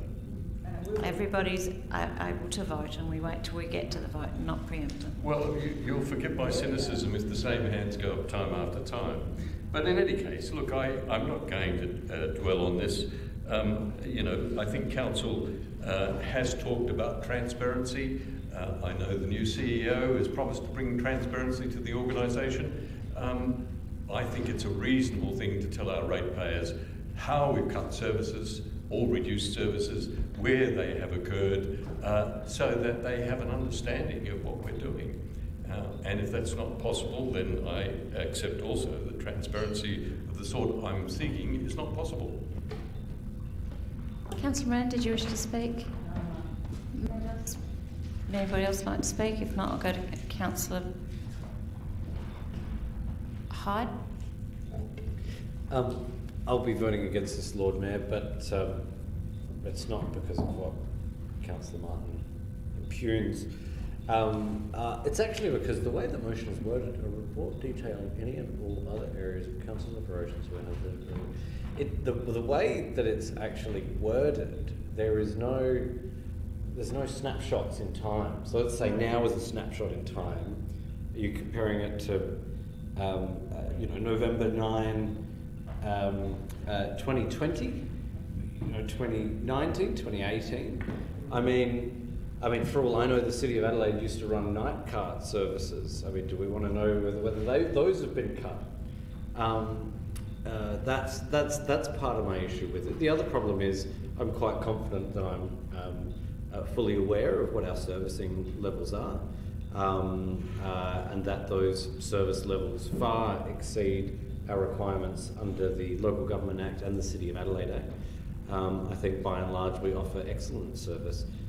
Now, the operational efficiencies that this council instigated, which by the way were necessary to ensure that we didn't accrue in the 10th year of our long-term financial plan almost $500 million worth of debt, as it would have been with a number of other factors. Those were necessary, and the administration has adequately, in my view, resolved all the issues there. And we know that we haven't had nighttime parking inspectors for a long time, and we know that it's because there really isn't the demand for that service. Now, I can't speak for the odd area in North Adelaide and what have you. They don't contact me. I do occasionally get and have to, with my pajamas on, go and talk to the odd resident in the southeast corner of the city regarding nighttime parking issues. They haven't been particularly terminal, and they have been resolved the following day. And those residents are happy with that level of service. So I think the consolidation of the staffing of the North Adelaide Community Centre made a lot of sense. You have a community centre which is co-located with a library. To use those resources effectively, it makes sense to me, and but for 1 or 2 emails at the time when the controversy was whipped up, I haven't heard a peep since then, and I trust that North Adelaide-based councillors would have brought that to the chamber if it continued to be an issue. So, look, I don't feel the need for this. I have full visibility on the nature of our service levels, and that's actually because there has been a new level of transparency, and that transparency has been ushered in under your leadership, Lord Mayor, and the leadership of the previous Deputy Lord Mayor, Hussain Abia, who I know was an advocate. If I could just have 30 seconds more. An advocate for understanding what our staffing levels are and where they are. And that service directory that we received probably a couple of years ago now was the first time that document either had been prepared or had been provided to staff. And I note that I think it was once the acting CEO, our current CEO, took over the financial role. That was the first time that agenda was put, that those details were put on the public agenda, and they were. And I think it was a committee meeting in June 2019. And that is one of the most important things this council has ever done. And I would remind councillors of the controversy, which wasn't whipped up. It was realised. The controversy that was realised when they worked out that we had 45 people in procurement and finance. When they worked out that we had 12 people in climate change and sustainability, 15 people in human resources, and those sorts of things. The corporate services, the services that we as an organisation provide to ourselves, were the bigger issue. So look, I have full visibility and faith in our administration and what they're doing. Thank you. CEO, did you wish to make a comment? Sorry, members, are there any other members wish to speak? Councillor Donovan? Just a question of clarification of the intent of the motion, really. Does administration read that to mean that the report would be within the financial year of 2020-2021, and is that the intent of the mover? That it would be looking at the change within that 1 year? Right. Yep. CEO? Thank you, through the chair. Yes, it would be from the 1st of July to 30th June. That's, yeah, just that point of clarity. Thanks. Any other speakers? If not, did you want to make a comment, CEO? Thank you, through the presiding member. I do just want to say that this term of council has received far more information in relation to our services. Those 93 services from 2 years ago were shared with council and with the community, and through the budget process consulted on. That has since evolved, as you saw this year in the budget, to a more consolidated service directory, and again we've received feedback from the community around their level of comfort with the transparency of the information that they are receiving. In relation to the reshaping process and the 20 million efficiency dividend that this organisation delivered on, I would also add that through that process we also increased services as well. We now have a team that looks after our city squares, which weren't in place this time last year. There are other areas within the organisation where there is additional resource. So we do evaluate our services regularly, and as and when things evolve and change, we redirect our FTE and our people to the areas that matter. Thank you. CEO? Councillor Martin. Someone? Thank you. And look, let me say, I feel like I can always rely on Councillor Hyde to extol the virtues of this term of council, to the detriment of every other council that's ever existed in the City of Adelaide. In fact, it's generally his view that every council, bar this one, has been fairly well incompetent and unable to govern the city. And I do take the point about staffing levels, and in fact I read in the Advertiser where Councillor Hyde, when he came to this council, couldn't get to the bottom of how many staff were here, and in fact, and I'm assuming the administration was responsible for not informing him, and he was very cross about that, and of course embarked on the program of reform that he detailed in the Advertiser. Lord Mayor, I'm not going to speak any further on this. It is clear when I see Councillor Hyde and hear Councillor Hyde stand up and start to pick at the wording of motions that any excuse will do to vote the way that he always intended to vote and as his colleagues intend to vote. I will leave it there. Members, to the vote, please. Those in favour? Those against? That is lost. We go to 17.7. Members, before we go to this item, I have a perceived conflict of interest as I am on the board of the Adelaide Festival Centre Trust, and this is a discussion around Ausasia. To allow fulsome debate, I'm going to hand the chair over to the Deputy Lord Mayor.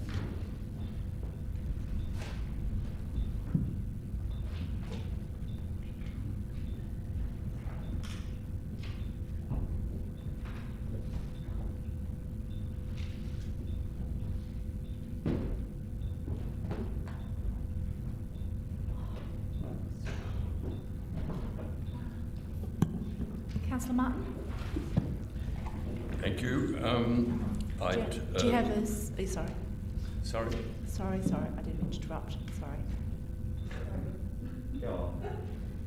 Okay.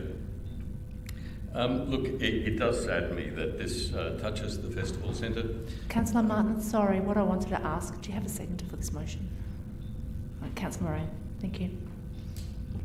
It saddens me that this story touches the festival centre, which is the host of Ausasia, and more so the City of Adelaide, which provided the Parklands at no charge. And that is, our ratepayers have foregone income for roads, footpaths and the like to support what it has been a controversial event. On the one hand, in this circumstance, and for those who haven't followed it in the media, on the one hand is an increasingly authoritarian Chinese government which has crushed democracy and so many democratic principles in Hong Kong. Now, this is a country that is no friend of Australia's, having inflicted enormous damage on our industries, including wine and so on. And it is a paranoid country too, such that it's closed Hong Kong's Tiananmen Square Museum, and extraordinarily, according to the Guardian newspaper, has banned online references to Winnie the Pooh to prevent comparisons with its president. Now, on the other hand, is a group of Australian citizens who belong to the Hong Kong Cultural Association, recently hosted at Council at its inaugural event, launched by you, Deputy Lord Mayor, as I remember. And they wanted to gather and keep alive the traditions of their country in their new Australian home. And they said permission from Ausasia to establish a stall and to provide a dance exhibition, as they did at this year's Australia Day event, at which the City of Adelaide was also a sponsor. Now, they claim they were refused permission by Ausasia to either set up a stall or to perform a cultural dance with yellow umbrellas, because yellow is the colour of dissent in Hong Kong. Now, frankly, I don't care whether they wanted to wave the hammer and the sickle or anything else for that matter. In this country, if you want to stage a protest of any sort, provided it is lawful and provided it does not cause any inconvenience, then they have the freedom to protest. That's my view. Now, if this is the case, if they have been denied the right to protest in this way, then that's regrettable. And I'm not going to go into the full circumstances, but I'm asking that if they believe that there has been some discrimination on the basis of politics, then we ought to ensure that that doesn't happen. And the best way to ensure that is simply amending our Parklands leasing agreements, simply stating that there shouldn't be any discrimination in the Parklands. And that is all I am asking. I believe that the Hong Kong Cultural Association has demonstrated why it's necessary. Councillor Moran? I reserve my right. Councillor Hyde? I just have a question, Deputy Lord Mayor. I did read the article that Councillor Martin circulated, and I know that it says in their reported claims. I'm wondering if I could ask through you, Chair, to the administration, have we investigated the veracity of such claims, and do we understand the factual matrix that has led to this issue? CEO? Thank you. Through the presiding member, yes, Councillor, we've certainly been in contact with the Festival Centre as directors of the AusAsia Festival to understand what's occurred. There is information from the AusAsia Festival stating that all workshops were cancelled, is my understanding, and so there was certainly no sense that there was anything discriminatory in what occurred from their perspective. Mr. McCready, did you have anything further to add?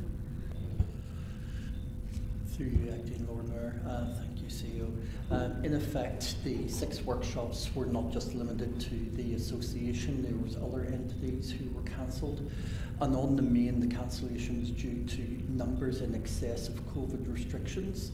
And the AusAsia group have clearly indicated that they are happy to work with that association in future, but they had to work to the numbers and the COVID restrictions that were currently in place, and that's why it had to be cancelled.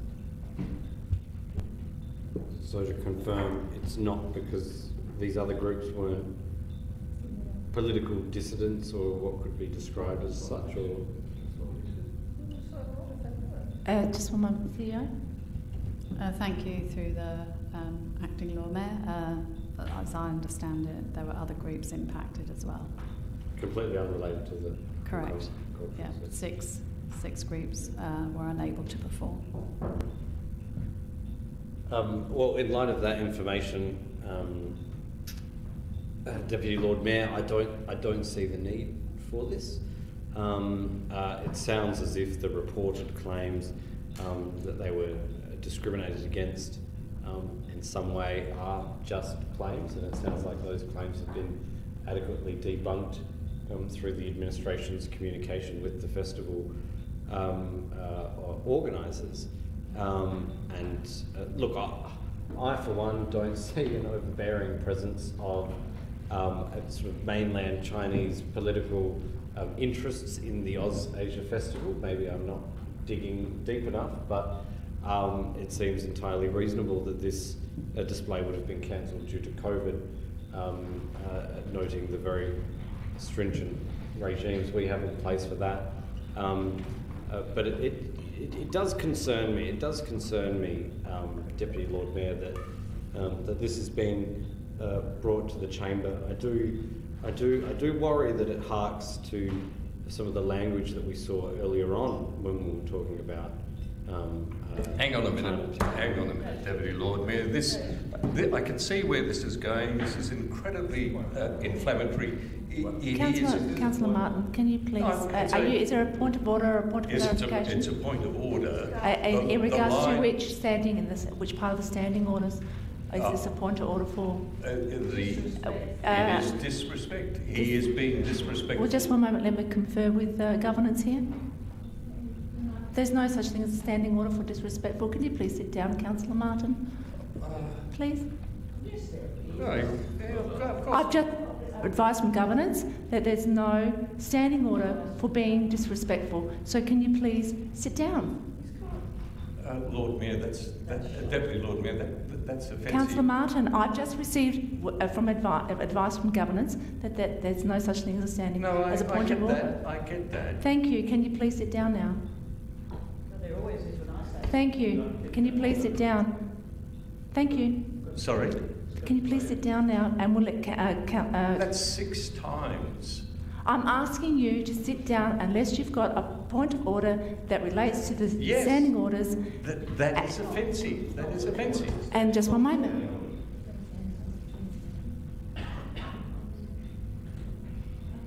Thank you. No, there is no reason for a point of order at this point. Thank you very much. Can you sit down and let Councillor Hyde finish, please? I would just urge councillors just to be careful again in their language. Because I think Lord Mayor, I am an elected member. As a point of order, I am entitled to raise a matter that I believe is of interest to the City of Adelaide. If this councillor... Point of order, Lord Mayor. Is this a point of order we're indulging? I'd like everyone to sit down except for Councillor Hyde to finish what he's saying. He's got another minute and 32 seconds, and if you don't let him finish, I'll start the clock again.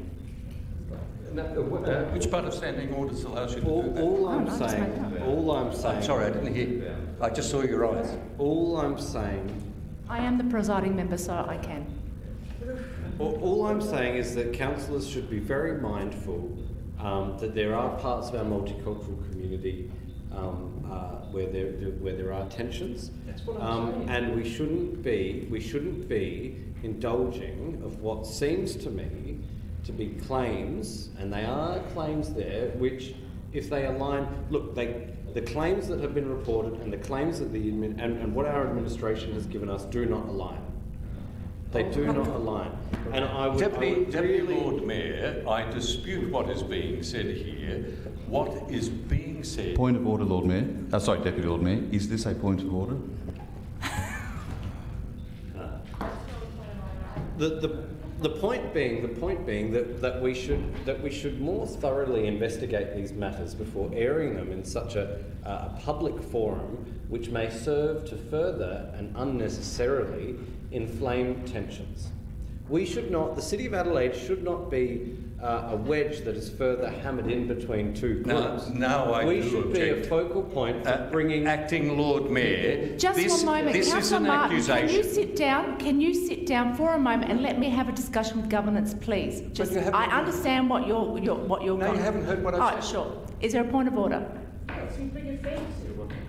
Okay. Is there a point of order? Yes, all right. In my opinion, I think he's seeking to clarify. No. He's accusing me of driving a wedge between communities. He's accusing me of inflaming tensions. All right. I am perfectly entitled to bring this to council without enduring those kinds of insults. This is not a point of order, Acting Lord Mayor.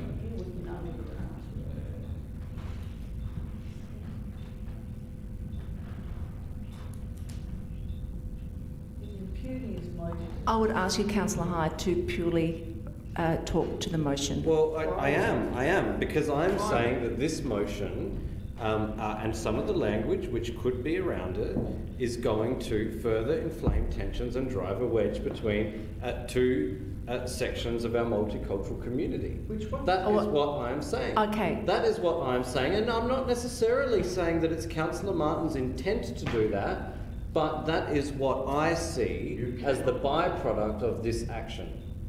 That is what I see as the byproduct of this action, and that is why I'm concerned about it. And that is why I asked questions about it, so I could compare what the facts are that our administration have with what Councillor Martin is asking for us in the motion to note. Could I ask what the words are that the... Could I just finish and we Can either just Councillor Hyde finish and then I'll take any questions after that? That's all I'm saying. I'm not saying it's Councillor Martin's express intent to go out there and cause strife. You can't even say it's a byproduct. I'm not saying that that's his express intent, but I am saying that if we don't deal with these matters in the appropriate and sensitive manner, that could be what occurs. And it would be irresponsible of us to go about and do that. That's all I'm saying. I'm not saying that that's the intent. I'm not saying that that's... But I am saying this is what could happen. And I think we should be more mindful of what we're doing. Thank you. That's all I'm saying. Councillor Hyde. Councillor Kera? Thanks, Acting Lord Mayor. Just one other issue. There is prohibiting third parties engaging in discriminatory practices as defined by Australia's federal anti-discrimination laws. Those laws apply, and the administration may want to correct me if I'm wrong, but those laws apply regardless of what you can neither contract in or out of federal anti-discrimination laws. So I don't know that we'd be doing anything that's in addition to the laws that are already applicable if we were. I mean, I guess we can point out those laws, I suppose, but this doesn't add any legal protection that isn't already there by definition, because we're referring to federal anti-discrimination. CEO? Thank you through the Acting Lord Mayor. That's correct. That's my understanding.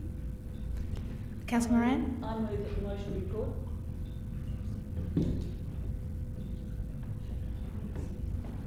Oh, you need a seconder, Councillor Moran?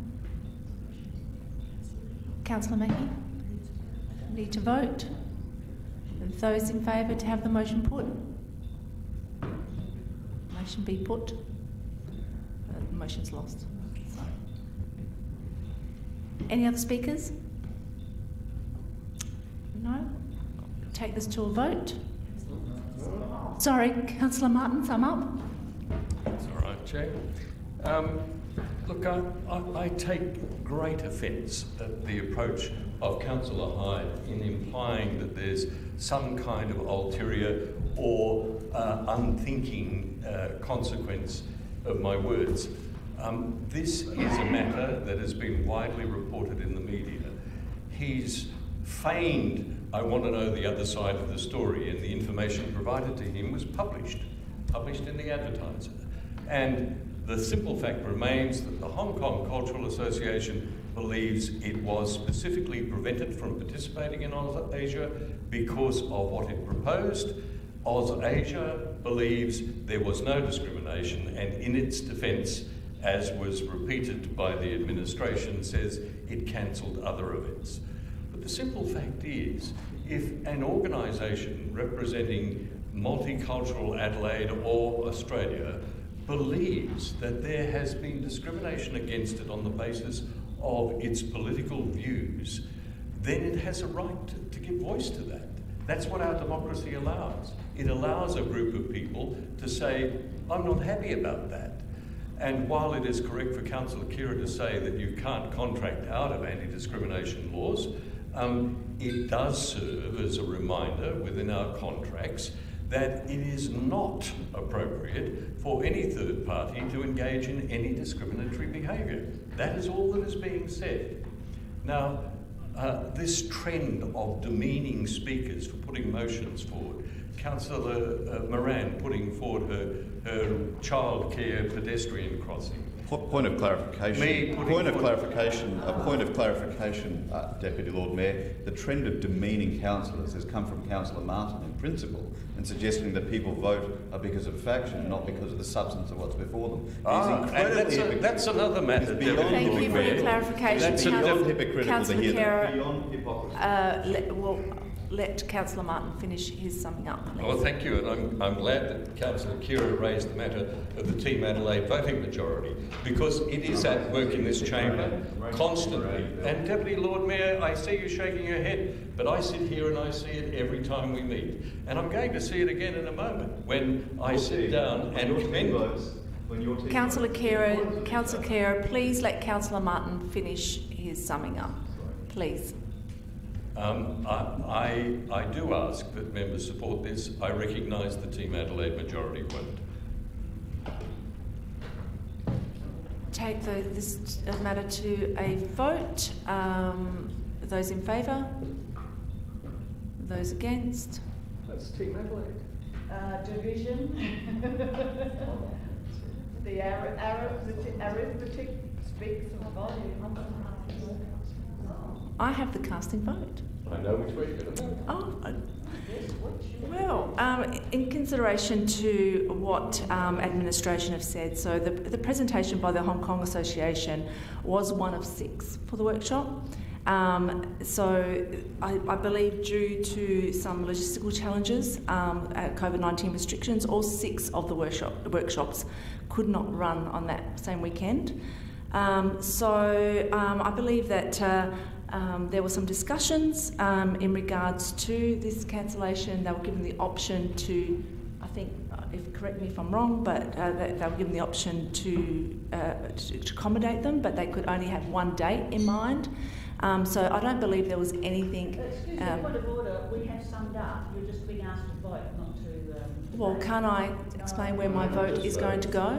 I can explain where my vote is going to go and why I'm voting against this motion. I'm voting against this motion because it wasn't singled out. It was one of 6 workshops and 6 of them were cancelled. So I voted against this motion. No, you are.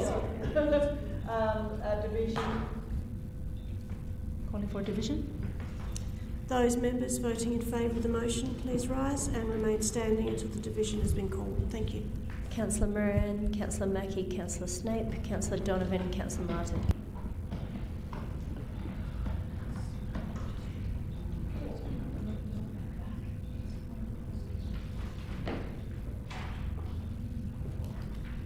The division is a tie. Deputy Lord Mayor, you'll need to cast again.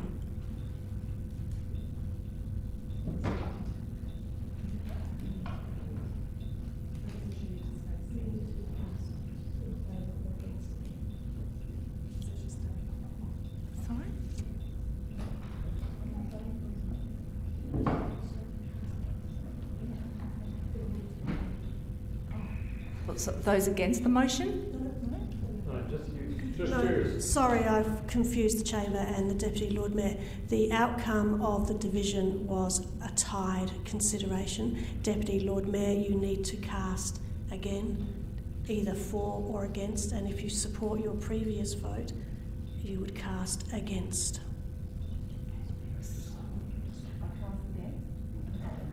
Okay.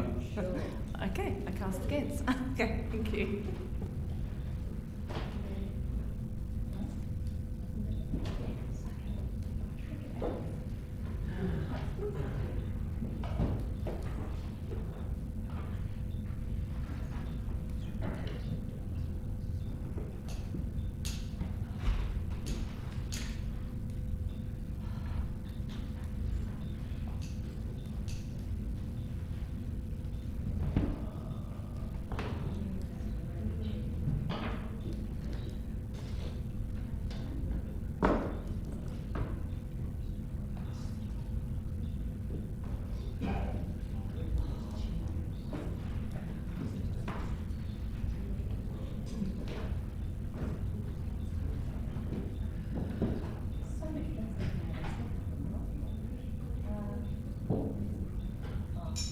Sorry, members, I've left my glasses. Just a moment.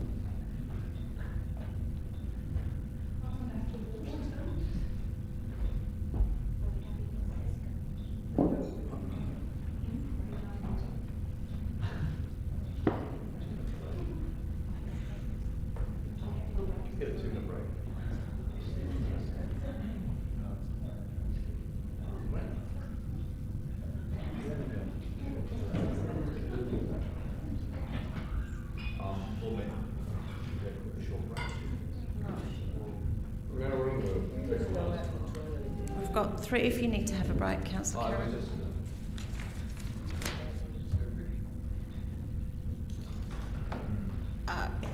I'll ask the chamber, does the chamber want to have a 2-minute break? No. Okay, we've got 3 items left on the agenda, members. 17.8, Councillor Snape, Pride Progress Flag.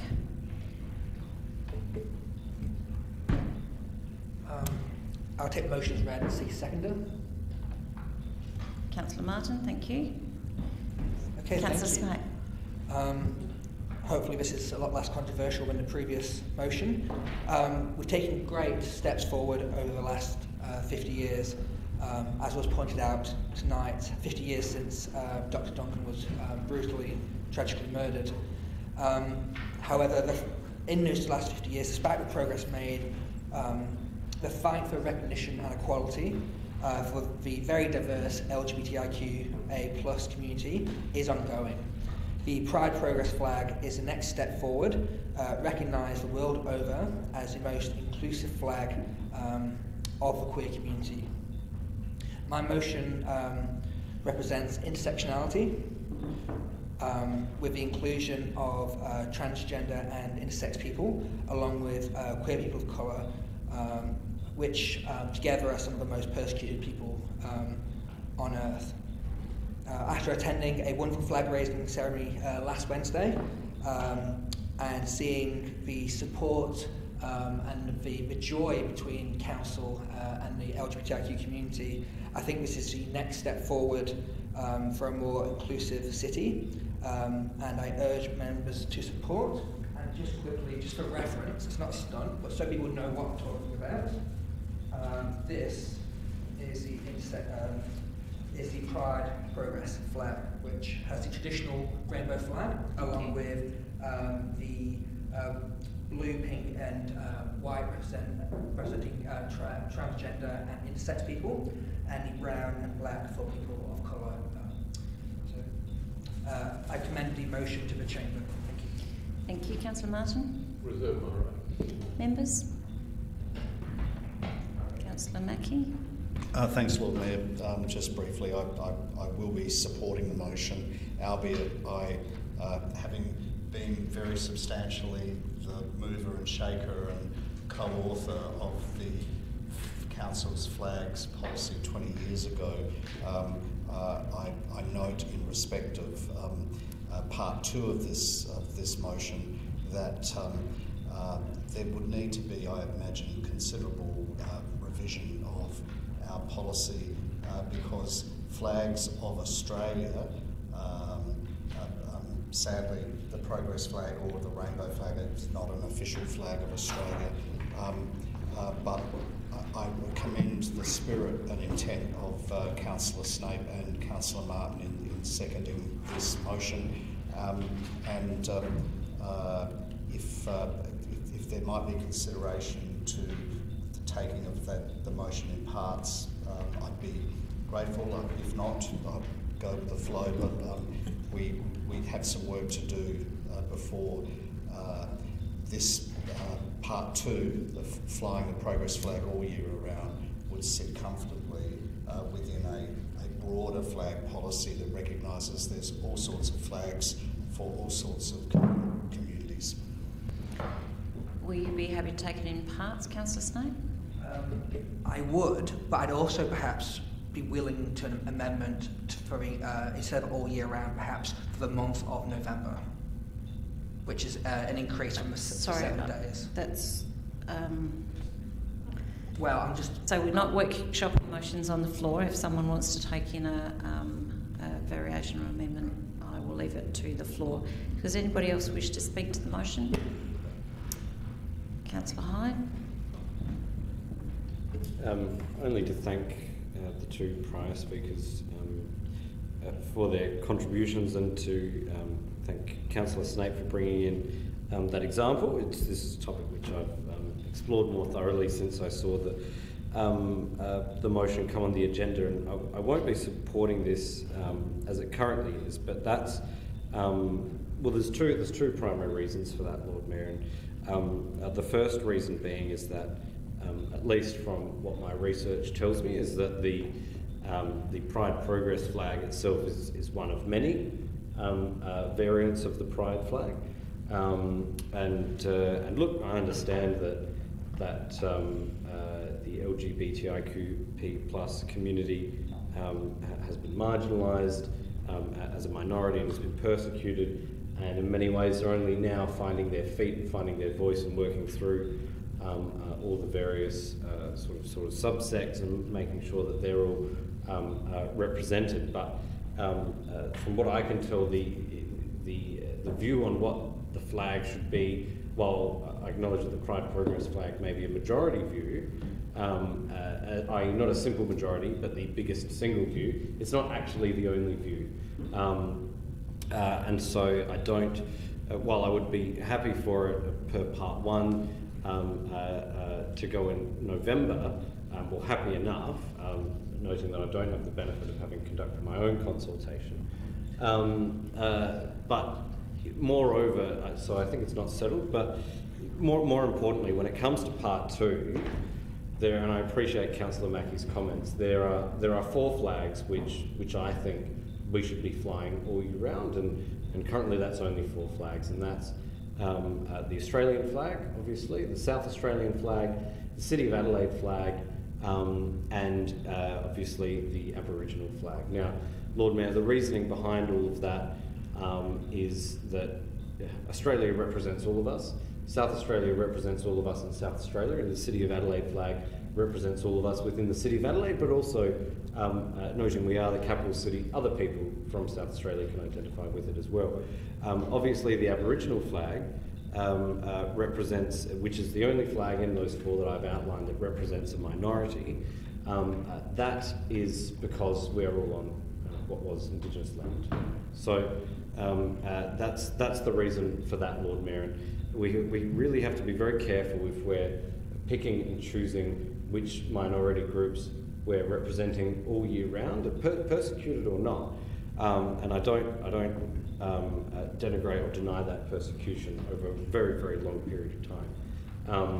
But we really need to be careful around which ones we're picking and choosing. And the Town Hall does an excellent job of putting up particular flags for particular reasons at particular times.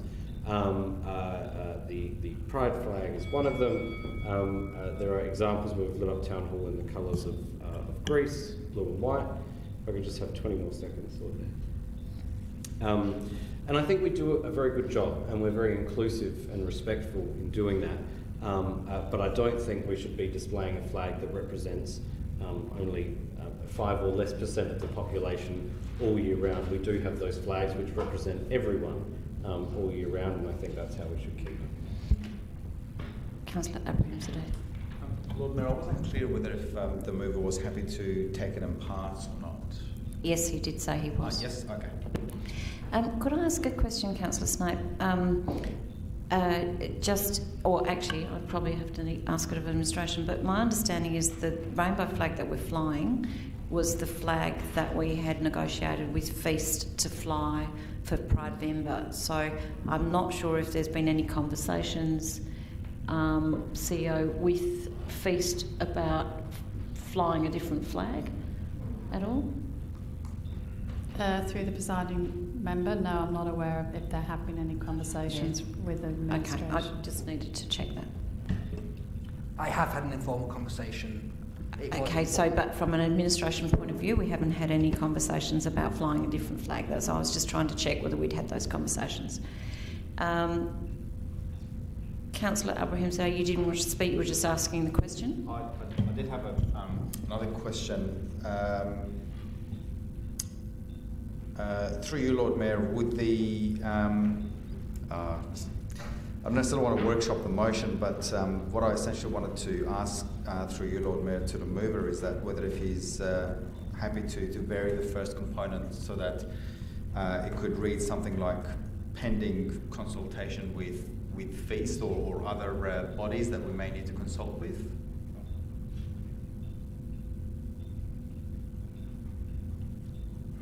And I'm happy for thoughts and feedback to come my way because... So, yeah, I'm trying not to workshop them on the floor. Pending conversations with Feast, is that what you wanted? Yeah, if the mover's happy with that variation. Pending consultation. Yeah, it's a consultation actually, rather than a conversation with Feast Festival. Yeah. Perhaps consultation. Are you, Councillor Snipe, are you happy with that? Councillor Martin, are you happy with that? Oh, sorry, I thought it was done. Are you done? Yes, yep. Great. Councillor Snape, you are happy with that? Yes? Yes. Sorry, masks. And Councillor Martin, thank you. Members, anyone else wish to speak? If not, I'm going to go back to Councillor Snape to sum up. Oh, everyone, right, of course. Sorry, I saw Councillor Hydes first, then Councillor Donovan and Councillor Mackie. Just a very quick question. The Pride Progress flag was designed by someone, I think, in 2018. Is it a trademarked flag? Has the administration investigated that? Obviously, there's... The question is, has the administration investigated the trademarking of the Pride flag? Through the presiding member, I'm not aware if the administration has checked that. Answer is no. Right. Councillor Donovan? Just pending all of the other conversation, I'm wondering if we can add the variation of instead of all year round during November.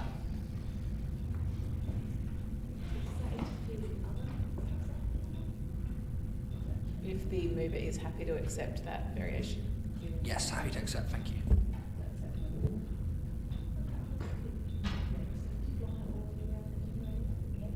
Okay. Councillor Snape. Councillor Martin. I don't know. I think we're just on a roll tonight.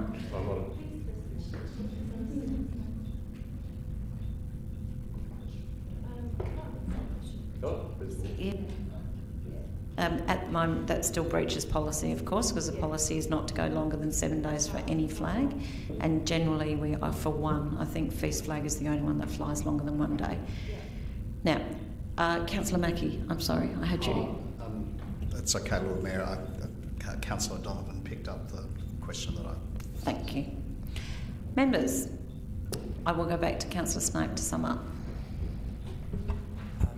I just want to thank everyone who participated in this non-workshop workshop. It's good to see collaboration. You know, I accept that perhaps at this point in time, flying it with a flag all year round isn't going to fly. But I am happy with this, and I do encourage this sense of bipartisanship that's been shared around this room, and I do encourage people to vote for this. And yes, it would be really nice for the LGBTIQA+ community. Thank you.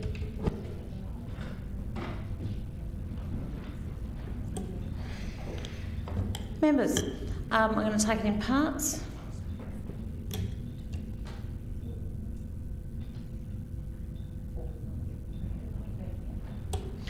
Members are going to take it in part. Those in favour of part 1?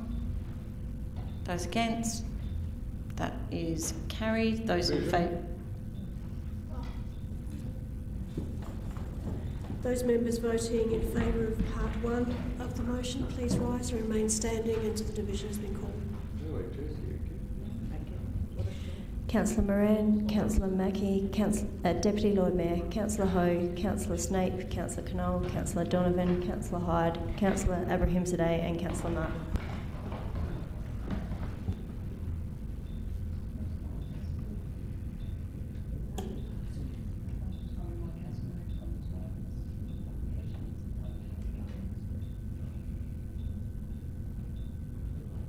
Sorry, Councillor Moran's just gone into my office and I was just wondering why. Members, part 2. Those in favour? Those against? That is lost.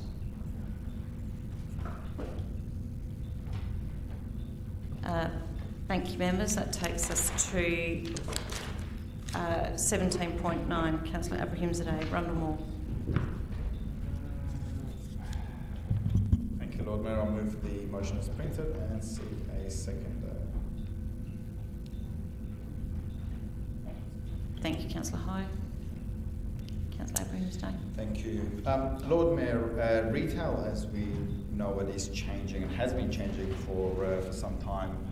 Consumer behaviour, so the way we shop, how the products get delivered to us, and all those things, they're constantly changing, and I find that if we don't create a point of difference, or if we don't have something unique here in the city, then we might get left behind. Now we do have a premier shopping precinct here in the city in Rundle Mall. Recently won the 2021 National Retail Awards. So what this motion intends to do is to look at a unique offering, and that is to, I guess, explore the possibilities of possibly having a retail or styling service in that shopping precinct. And through my preliminary discussions with Ada, I'm happy for it to sort of be trialled out. It might be over, not necessarily this Christmas, but it might be over a Christmas period, it might be over Easter, it might be during a busy shopping period. So I'm happy for that to be trialled and take some learnings and see whether if it's something that we might look at as a permanent measure or not. I commend the motion to the Chamber and hope that my fellow councillors can get behind it. Thank you, Councillor Abrahimzadeh. Councillor Hyde, did you wish to speak? Members? Councillor Martin. Could somebody explain to me what a retail personal styling service is? Yes, certainly. I could give a crack at that. So basically you make an appointment and somebody talks about your style and then they help you shop at the various shops for your attire. So for yourself, councillor, you may buy your tie from one place, your shirt from another, your shoes from another, and possibly your suit from somewhere else. And who decides with a retail styling service which shop you're directed to? That it would be up to the Rundle Mall to brief their stylist, depending on what the person's after. Obviously, if they're only after wedding dresses, they'd only go to particular places. Yes, but if you're looking for a men's suit, who says you go to David Jones, Meyer? What they generally do with stylists, because there are stylists in, say, places like Westfield Shopping Centre. I used to have stylists in the shopping centres that I managed. They would actually talk to all the traders so they actually understood what's on offer, and then they would say, you could go to this one, and they might take you to several. Members? If not, go back to Councillor Abraham to sum up. You know what, summed up. Sum up. Members to the vote. Those in favour? Those against? That is carried.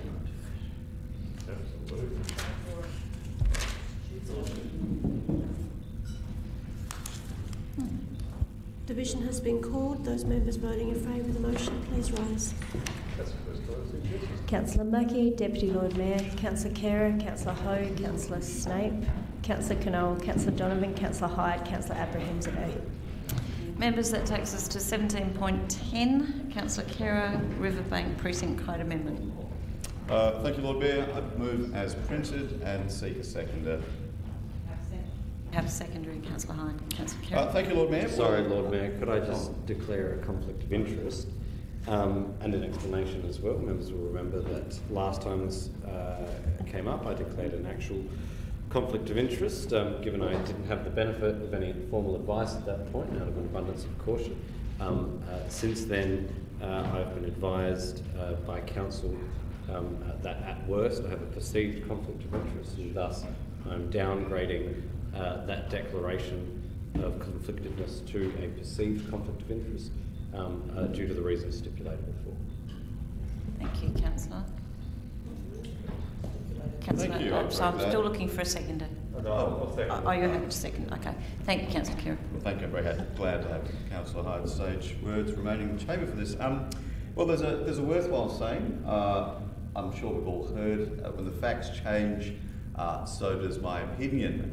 Now, the facts are that in hindsight, the outcome from the special meeting, the amendment to the original motion, the original considered strong motion protecting the Parklands, the original motion which incorporated a considerable amount of work from the administration. The facts are the outcome from that meeting is suboptimal.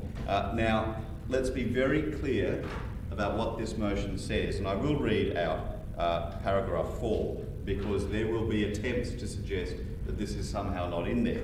Paragraph 4 says, reaffirms its opposition to the Riverbank Planning Code Amendment, particularly the proposed entertainment subzone that would allow excessive built form and a range of land uses along the Riverbank, an innovation subzone that would allow built form over a Ghana burial site. So we have in this motion reaffirming the opposition to apologies. Sorry. I have to bring you back to part 1, so because we can't speak to the second part until we've done the revocation on the first part. Yes, but Lord Mayor, may I not introduce as reasoning for the rescission the proposed replacement? I don't see why I can't refer to what's going to come in its place as reasoning for the rescission. Sorry, if you could wait a moment, please, so that I can actually hear the advice from governance, because I know we have to do the rescission until we can actually do the further motion.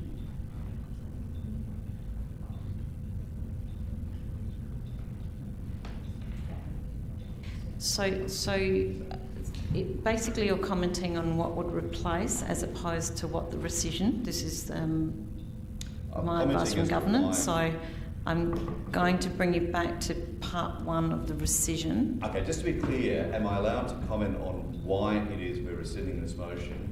And as part of why, am I allowed to address what I propose to replace it with? No, you're not allowed to talk about what you're replacing it with, just why you're rescinding. Okay, that seems counterintuitive, but we'll go with that. That's all good. Let's just get this on with.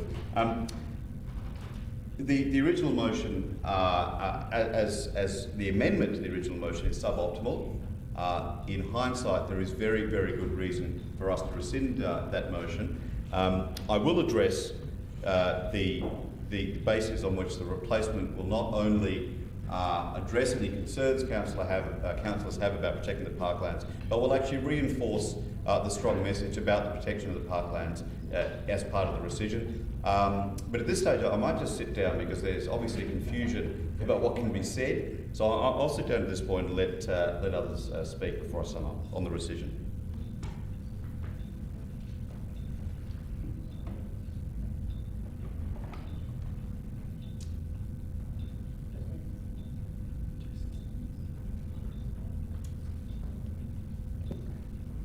Sorry, I'm just checking, Councillor Kerr, that you can talk to the second part of the motion once the first part of the motion's been dealt with. Yeah, I'll assume I okay. So, Councillor Hyde, did you wish to speak to the revocation? Councillor Moran? Yes, Lord Mayor. I understand that a rescission motion can only be moved when there's new information that wasn't available when the first motion was resolved. To just say that the amendment was suboptimal is not a reason. So my understanding is you don't actually have to present new information, that you actually just have to... well, that is not my reading, and I looked it up today. A rescission motion is there to protect council from making a decision without all the information or without new information. To rescind a motion, you must say, look, if this fact had been known to the council at the time of the first decision, then it would have altered the outcome. There is no new advice information. from governance, Councillor Moran. I'm surprised that governance even CEO? accepted this. To Mick? Governance very well. Through you, Lord Mayor, in my view, your advice is correct in that the rescission motion is a mechanism that actually allows an elected member to put a matter to the council again for the council to actually revise its decision if it deems it appropriate. Thank you, members. So, I disagree strongly with that. Mr Petrosky, could you read out the definition of a rescission motion? Thank you, Councillor Moran. I think we should know that, though. It is not the case. But so, sorry, the Chair. No, I don't think we're making it up. I think Mr Mick is giving us the advice that we've asked for. Members, would anybody else like to speak to the rescission? Councillor Martin? Yeah, look, Lord Mayor, I am worried about this and about public perception. Having read the advertiser this morning, it seemed to be implied by the newspaper that we would be prompted to withdraw or change our position on the basis of funding being allocated to us for a range of projects throughout the city. And it seemed to imply, Lord Mayor, that you'd had discussions in relation to that. A point of clarification on that point, because I did see that article. I'll clarify that. Thank you, Councillor. It's an important point of clarification. Thank you. I will clarify that. Thank you, Councillor. May I clarify? No. Sorry, I'm the Chair. You may sit. Thank you. Sorry, may I make a point of clarification? No. I will respond to that in a moment. I'm sorry. So, responding to that, Councillor Martin, what I'm asking. we as a council were well informed of those projects that went forward for Reignite Adelaide. In fact, they went to council in August. They were taken to the Capital City Committee in September. They were approved in October, and council were advised of that prior to them being announced in the media. There is no connection between that and the Riverbank Arena decision of last week, and actually it's very disingenuous, as I have written to the advertiser, to connect the two. Oh, and I accept that, Lord Mayor. I mean, it is a fairly low expectation of council and indeed yourself, yes, the newspaper, to be absolutely making that allegation. Yes, absolutely. And just a further clarification, the $400,000 amount was related to which project? That was related to the projects that council was informed about, which are the bollards in the East End that will close off the East End streets of Varden and Ebenezer, and the Friday night music. Yes, and there's one more. That's the one I'm trying. And the Main Street improvement. The laneways off the main streets. I hadn't heard that one before. That's not. Yes, you have. Council was advised through our e-news that these were going forward, and they'd actually come into council before that. Yes. Okay, so there's no perception possible, and the advertiser has been. I have written to the advertiser about that article because that is factually incorrect, that there's no deals being done. I have pointed that out. Thank you, thank you. Look, I do have some comments in relation to this, if I may. The revocation order, in my mind, will simply serve to foment the notion that this is a dysfunctional council. A position was reached on the 26th of October. It was as a consequence of a special council meeting called so the council could supply the information to the consultation before it closed 48 hours later. That consultation has closed. The position of council is widely known, and now, 26th of October, and here we are, what is it, the 8th of November, 9th of November, we're about to flip-flop. It is, in my view, confirmation of the perception that many people have that we are a dysfunctional council. And I say to all members here, before you vote to revoke that motion that was accepted by this council on the 26th of October, consider what it's going to look like to every ratepayer in the city to see their council flip-flop, flip-flop. Members, would anybody else like to speak? Thank you, Councillor Hyde.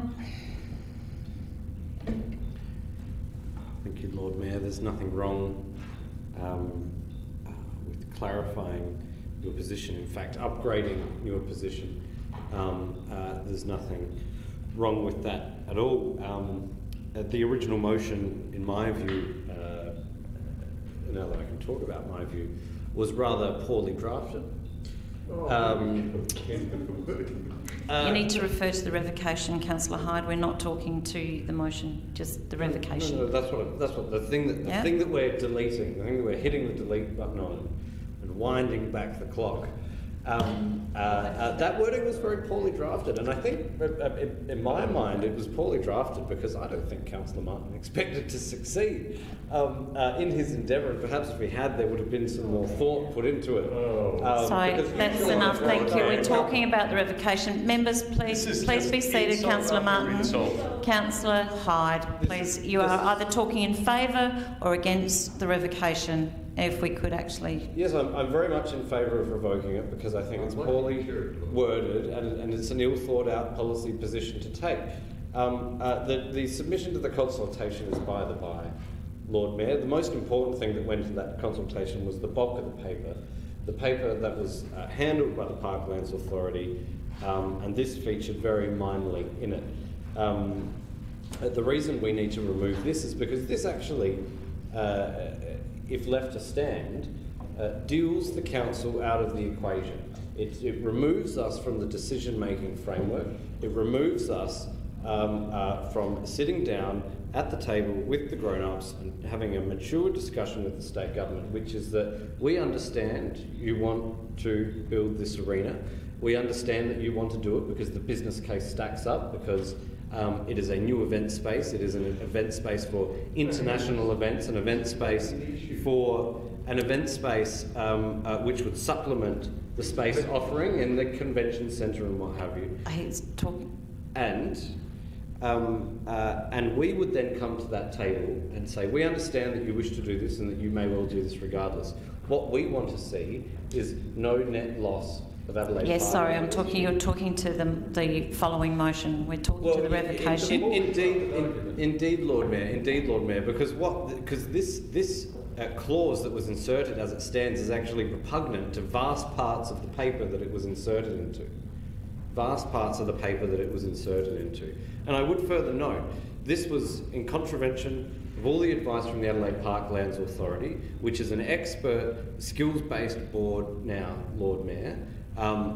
With greatest respect to yourself and myself, we are the least skilled people on there. The rest of it, landscape architects, a Ghana representative, planning experts. The fact of the matter is, our skills-based board, which is charged under the Act with advising, if I could have 20 seconds more, which is charged with advising us as a council chamber more broadly and also the state government, they gave their advice. And that advice was shredded. Absolutely shredded. And that is why we need to go back and rectify this situation, Lord Mayor. And obviously there are other arguments which I will be fleshing out further on, but we need to rescind this motion because it is a poorly thought out policy position, one which I believe damages the reputation of the City of Adelaide and tells other governments, state and federal or future, that we are always going to be there to oppose you no matter what. You can't have trust in us. We won't be a reliable partner to do business with, so why would you want to do with us? Why wouldn't you just relegate us to the sideline as they so often have? And thank you, Councillor Hyde. I do take umbrage at being considered one of the least skilled members on the APLA board, given that one of the criteria is having knowledge of events and festivals within the City of Adelaide. I think I'm probably one of the skilled people that make up that board. Besides other things. Okay, would anybody else like to speak to the rescission, not to the motion that follows the rescission, to the rescission? Councillor Snape. I'll just keep it brief, but 2 weeks as a lifetime of a council decision is rather short, and I would hope that decisions even more weight than that, and that's all I'll say. Councillor Kira, would you like to sum up on the rescission? Thanks, Lord Mayor. Well, look, in summing up, I'll just say that we ought to be realistic.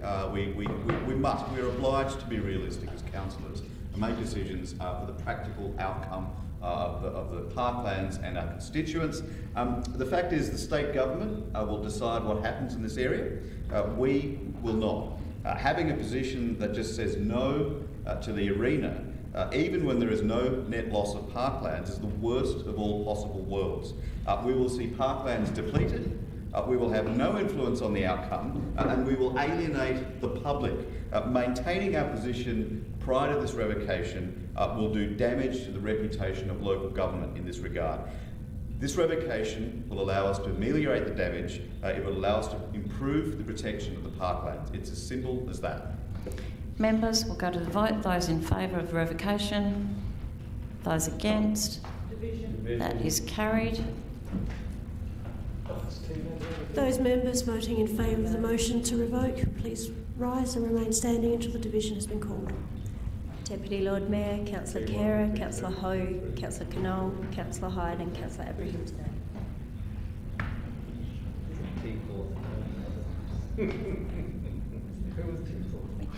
Councillor Khera, if you would now like to move as printed, and I'll look for a seconder. Councillor Hyde. Thank you, Councillor Khera. Well, what I will do is, if we can, I have lost it on my screen, if we could scroll down please to number 4, because I would like to reiterate number 4. So I will, in your indulgence, read it again. Reaffirms its opposition to the Riverbank, that should be to the Riverbank Planning Code Amendment, particularly the proposed entertainment subzone that would allow excessive built form and a range of land uses along the riverbank and innovation subzone that would allow built form over a Ghana burial site. This very clearly states and reaffirms our opposition to all the buildings, all the commercial buildings, etc., etc. You cannot attack this motion on the basis that it does not protect the parklands. Now we'll have heard already the usual sorts of comments in opposition to this. I'll say to councillors, every time you've heard and every time you will hear the words Team Adelaide, just reflect on the fact, just remember that what is being said there is that the person casting that aspersion is not genuinely opposed to this Councillor, he's not genuinely Councillor, I'm sorry, we are not debating that. Because of the policy Councillor Kerr, Councillor Kerr. I would say, Lord Mayor, without using that phrase, but if councillors do hear terms that suggest they are making a decision on factional lines without considering the substance of the matter, then they can take note that the opposition is not about protecting the parklands. It's not about doing the right thing about the ratepayers. It's purely political. It is purely political. So every time, councillors, you hear that denigration, every time you hear that councillors, stage, I need you to talk. I need you to talk to the motion before us. Thank you, Lord Mayor. Thank you. I think I've made my point there.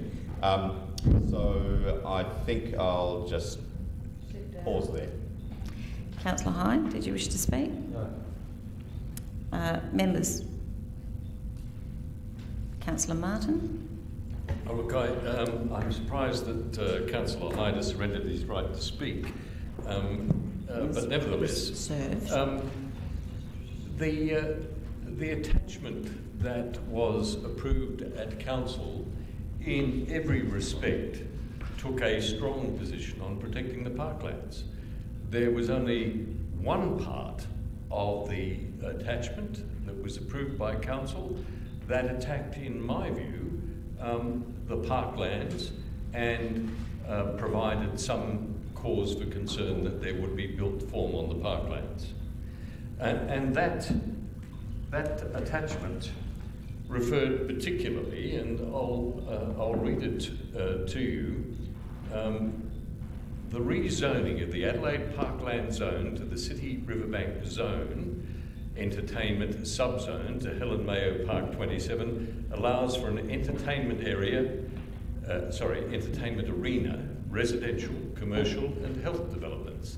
Helen Mayo Park 27 is a slim strip of green parklands recreated out of disused rail yard. The proposed entertainment subzone provides a height guidance of 20 building levels, providing a transition down in scale down towards the river. However, no further guidance is provided as to an appropriate transition to the interface with the river. Getting this right is particularly important given the narrowness of the site. Now that was the bit that you, Lord Mayor, objected to. I remember you saying that entertainment subzone provides for a 20 building level.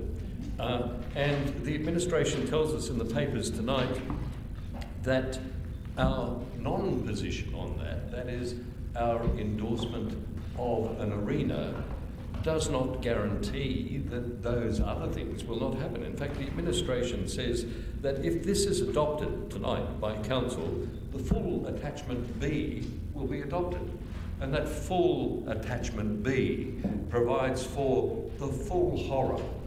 It is the full horror that Councillor Kira and Councillor Hyde seek to diminish. What has changed, Lord Mayor, is not new information, not some light bulb moment, but simply that the opposing side has the numbers because Councillor Hyde has taken advice. And so we will now seek to appeal their masters. That is the state government. And we will ask for a seat at the table. Now, I'm going to paraphrase Councillor Moran, and it is abundantly clear it's so. There are some tables you do not wish to sit at. This is going to buy us a seat at the table where the parklands are devoured. Helen Mayo Park, Park 27, will be home not only to an arena, Lord Mayor, but the full horror that's outlined in Attachment B, which will become our policy as a consequence of this meeting. Councillor Abrahimzadeh. Thank you, Lord Mayor. We had a seat at the table with the new Women's and Children's Hospital, and I think the outcome that we got was quite favourable. Definitely a lot better than what was proposed to us originally. So I'll happily take a seat at the table to, as Councillor Martin said, to get away from the absolute horror and maybe bring us something to less horror. Less horror. I would happily take the least worst situation to the absolute worst situation, and I will, Lord Mayor. Because at the end of the day, let's not forget, we exist under state government legislation. We're a local government authority. The Parklands, they're under state government legislation. We saw what happened with the Oban. We saw what happened with the Adelaide Oval redevelopment. The writing's on the wall, Lord Mayor. I think if we don't sit down and negotiate and actually have a seat at that table, our voice will be lost. I'll happily take that seat at the table. Councillor Martin. Oh, just a question, Lord Mayor. Yes. We are, according to the narratives I'm hearing, the victim in all this, that the state government has absolute power in this circumstance. Could the administration confirm for me that the Parklands Act 2005 confers on the City of Adelaide an equal status in determining the future of the parklands, and though the state can overrule the council, it would require the action of the Parliament?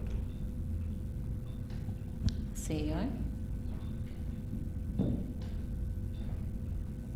Thank you, through the chair. I think that's correct, but I'm not obviously a legal advisor. That's all right. I've looked at the act today. It's there. Well, thank you for the Dorothy Dixer and the rhetorical question. Rhetorical questions, they come into the chamber quite often. Councillor Snape. I supported Halloween, but I will not support this horror. We've got, as reiterated before, we've got to stand up to the state government on this. We actually had a really good position that we've now given away. And, you know, all I can say is I'm incredibly disappointed. I encourage at least one or two of the members who aren't, I'm not going to say anything in faction, sorry, but I encourage you to reconsider your position on this. I encourage you to support common sense. I encourage you to support our parklands. Members? Sorry, Councillor Moran. Look, the only thing that's changed to cause this rescission motion is that the numbers have changed. Team Adelaide now are in full numbers. There's nothing else that's changed. In 2 weeks, we have just got different numbers on council. We were lauded when we made that decision. It wasn't poorly drafted. It was a simple no to the largest building pretty much ever seen on the Parklands. We were lauded by everybody but a couple of journalists on the Advertiser who really put a terrible story for the Lord Mayor and secondary for this council in the paper today. That's how angry they were that we had made that decision.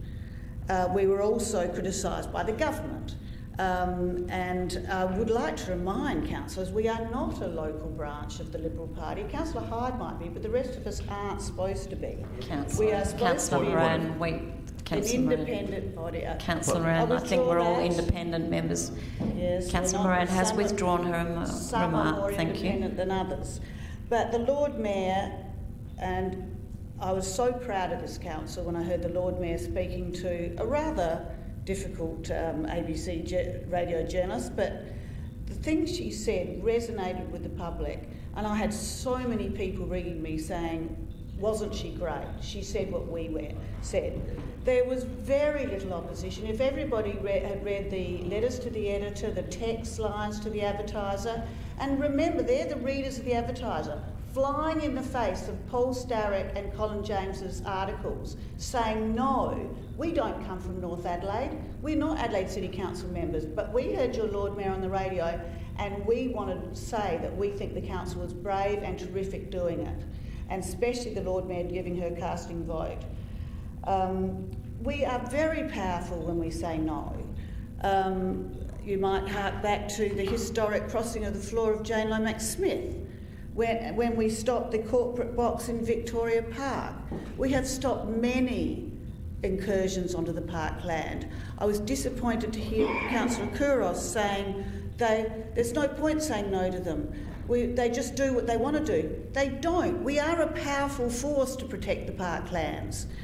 But we're not when we say rubbish like we need to keep a seat at the table because they're going to do it anyway. The women's and children's is one thing. The stadium is a completely different thing. I don't think the women's and children should be on parklands, but clearly that is going to have popular support because it's a hospital for children and women. Therefore, the public will be with them and the government will be with them. So we do need a seat at that table.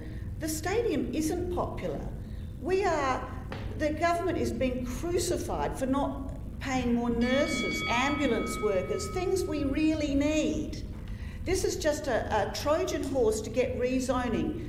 And this is, I will say Team Adelaide, because when it votes, it's Team Adelaide. Thank you, and clearly the Lord Mayor has separated Councillor, herself from that faction, and I laud her. But you are a faction, and Councillor Moran, that's enough. Thank you. Deputy Lord Mayor. I love the comment. We're very powerful when we say no. We are very powerful when we say no. Let me think about that. Oban, that comes into mind. We said no. But with having a seat at the table, the great outcomes that came from that. Said no, but we had a seat at the table and we had really good outcomes from that. Adelaide Oval, we said no, but look at what just went ahead anyway. Adelaide, the hotel, we said no, but look what happened. It got built anyway. Let's talk about the Festival Plaza. We said no, but look what happened. It's going ahead anyway. So don't understand how saying no makes you more powerful, because as far as I can see, and for the 20 years that I've been a ratepayer in the City of Adelaide, and for the 15 years that I've been running my businesses in the City of Adelaide, I really don't see much power from saying no. But what I do see, Lord Mayor, is actually the power of having the seat at the table, and that power was shown with the Women's and Children's Hospital. The Women's and Children's Hospital, the new Women's and Children's Hospital, is a great example of the good work that we can do if we have a seat at the table. From $15,000 square metres, it's reduced down to 8,000 square metres. We have 9,000 square metres returned back to Parklands. We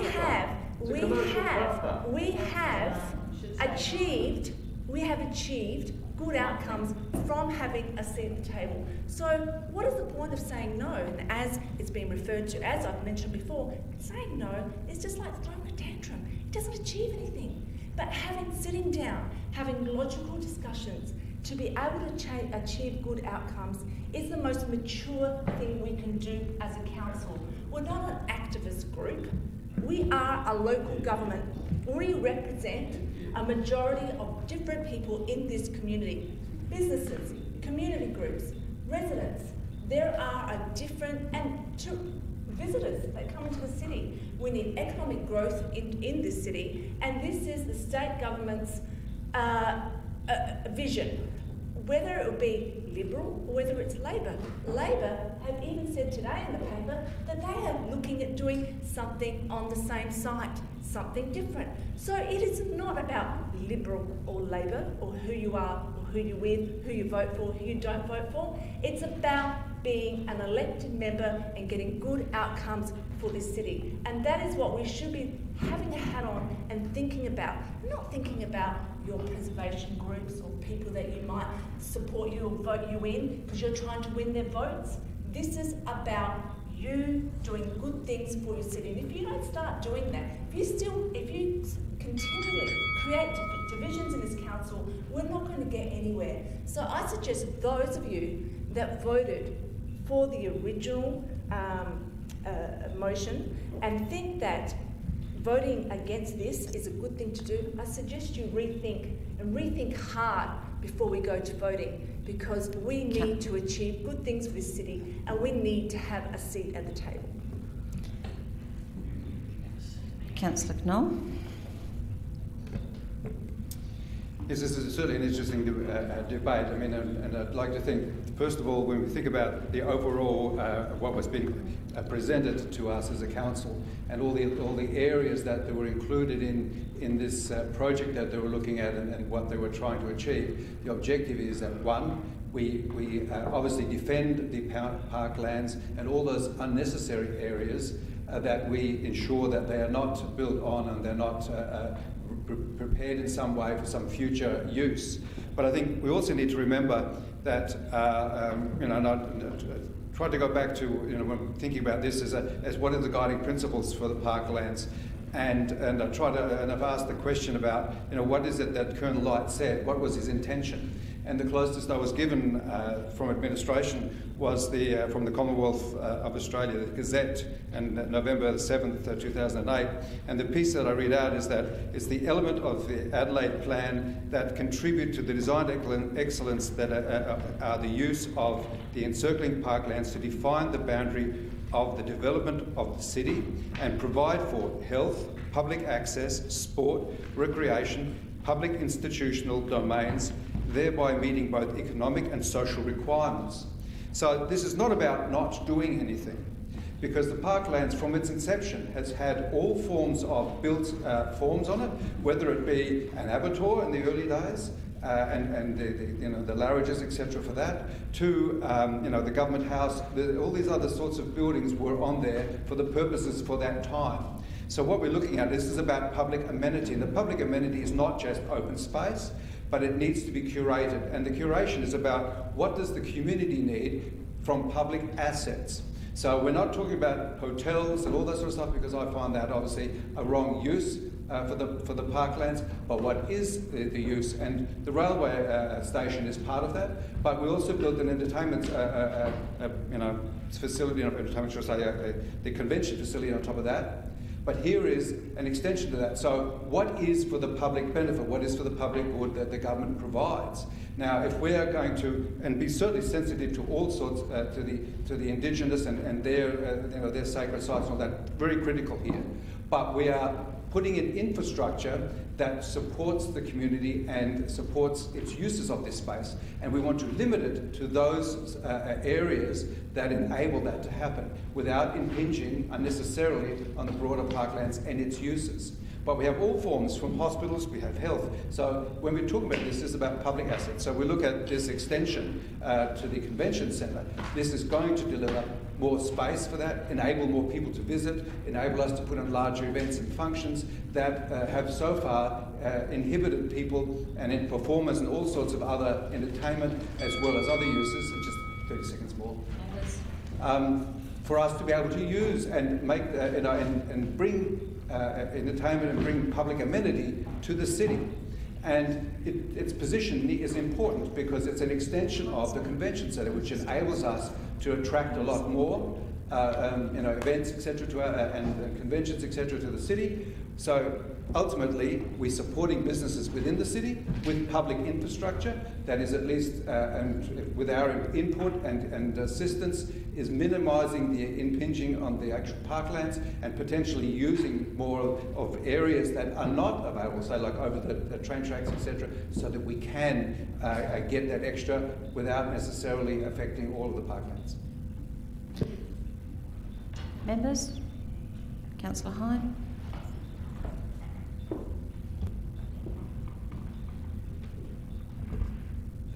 It's quite simple, Lord Mayor. When we are obstructionists, they will go around us.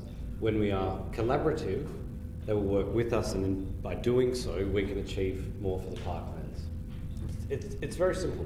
If we had simply opposed the Women's and Children's Hospital car park and left it at that, and we did oppose it, of course, but if we had opposed it and left it at that, there would have been no meaningful engagement. And again, I commend our administration for working with health departmental executives to find a solution, to find space that can be returned to parklands. And that's what this is about, because truth be told, we know the parklands a heck of a lot better than the state government. We know them very well. We know what can be improved, what can be enhanced. We know what can be enhanced by being returned to green space. And that is what, if this is successful, I hope you, Lord Mayor, would bring to the Premier and advocate for. That's what this is about. No net loss. That's the central principle that we're adhering to here. Of course, this doesn't change the nature of our submission to the Planning Code Amendment. We still oppose that submission.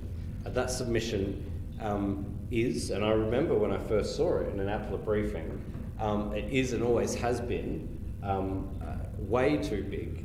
It is completely unacceptable and unnecessary, and I don't blame the government for that. I think it was more so the planning boffins that got their hooks into it, and the other senior departmental executives throughout the government, and that was essentially their wish list. There's clearly no funding in the budget to build anything on these parts of the Parklands which are going to be rezoned. That's the simple fact of the matter.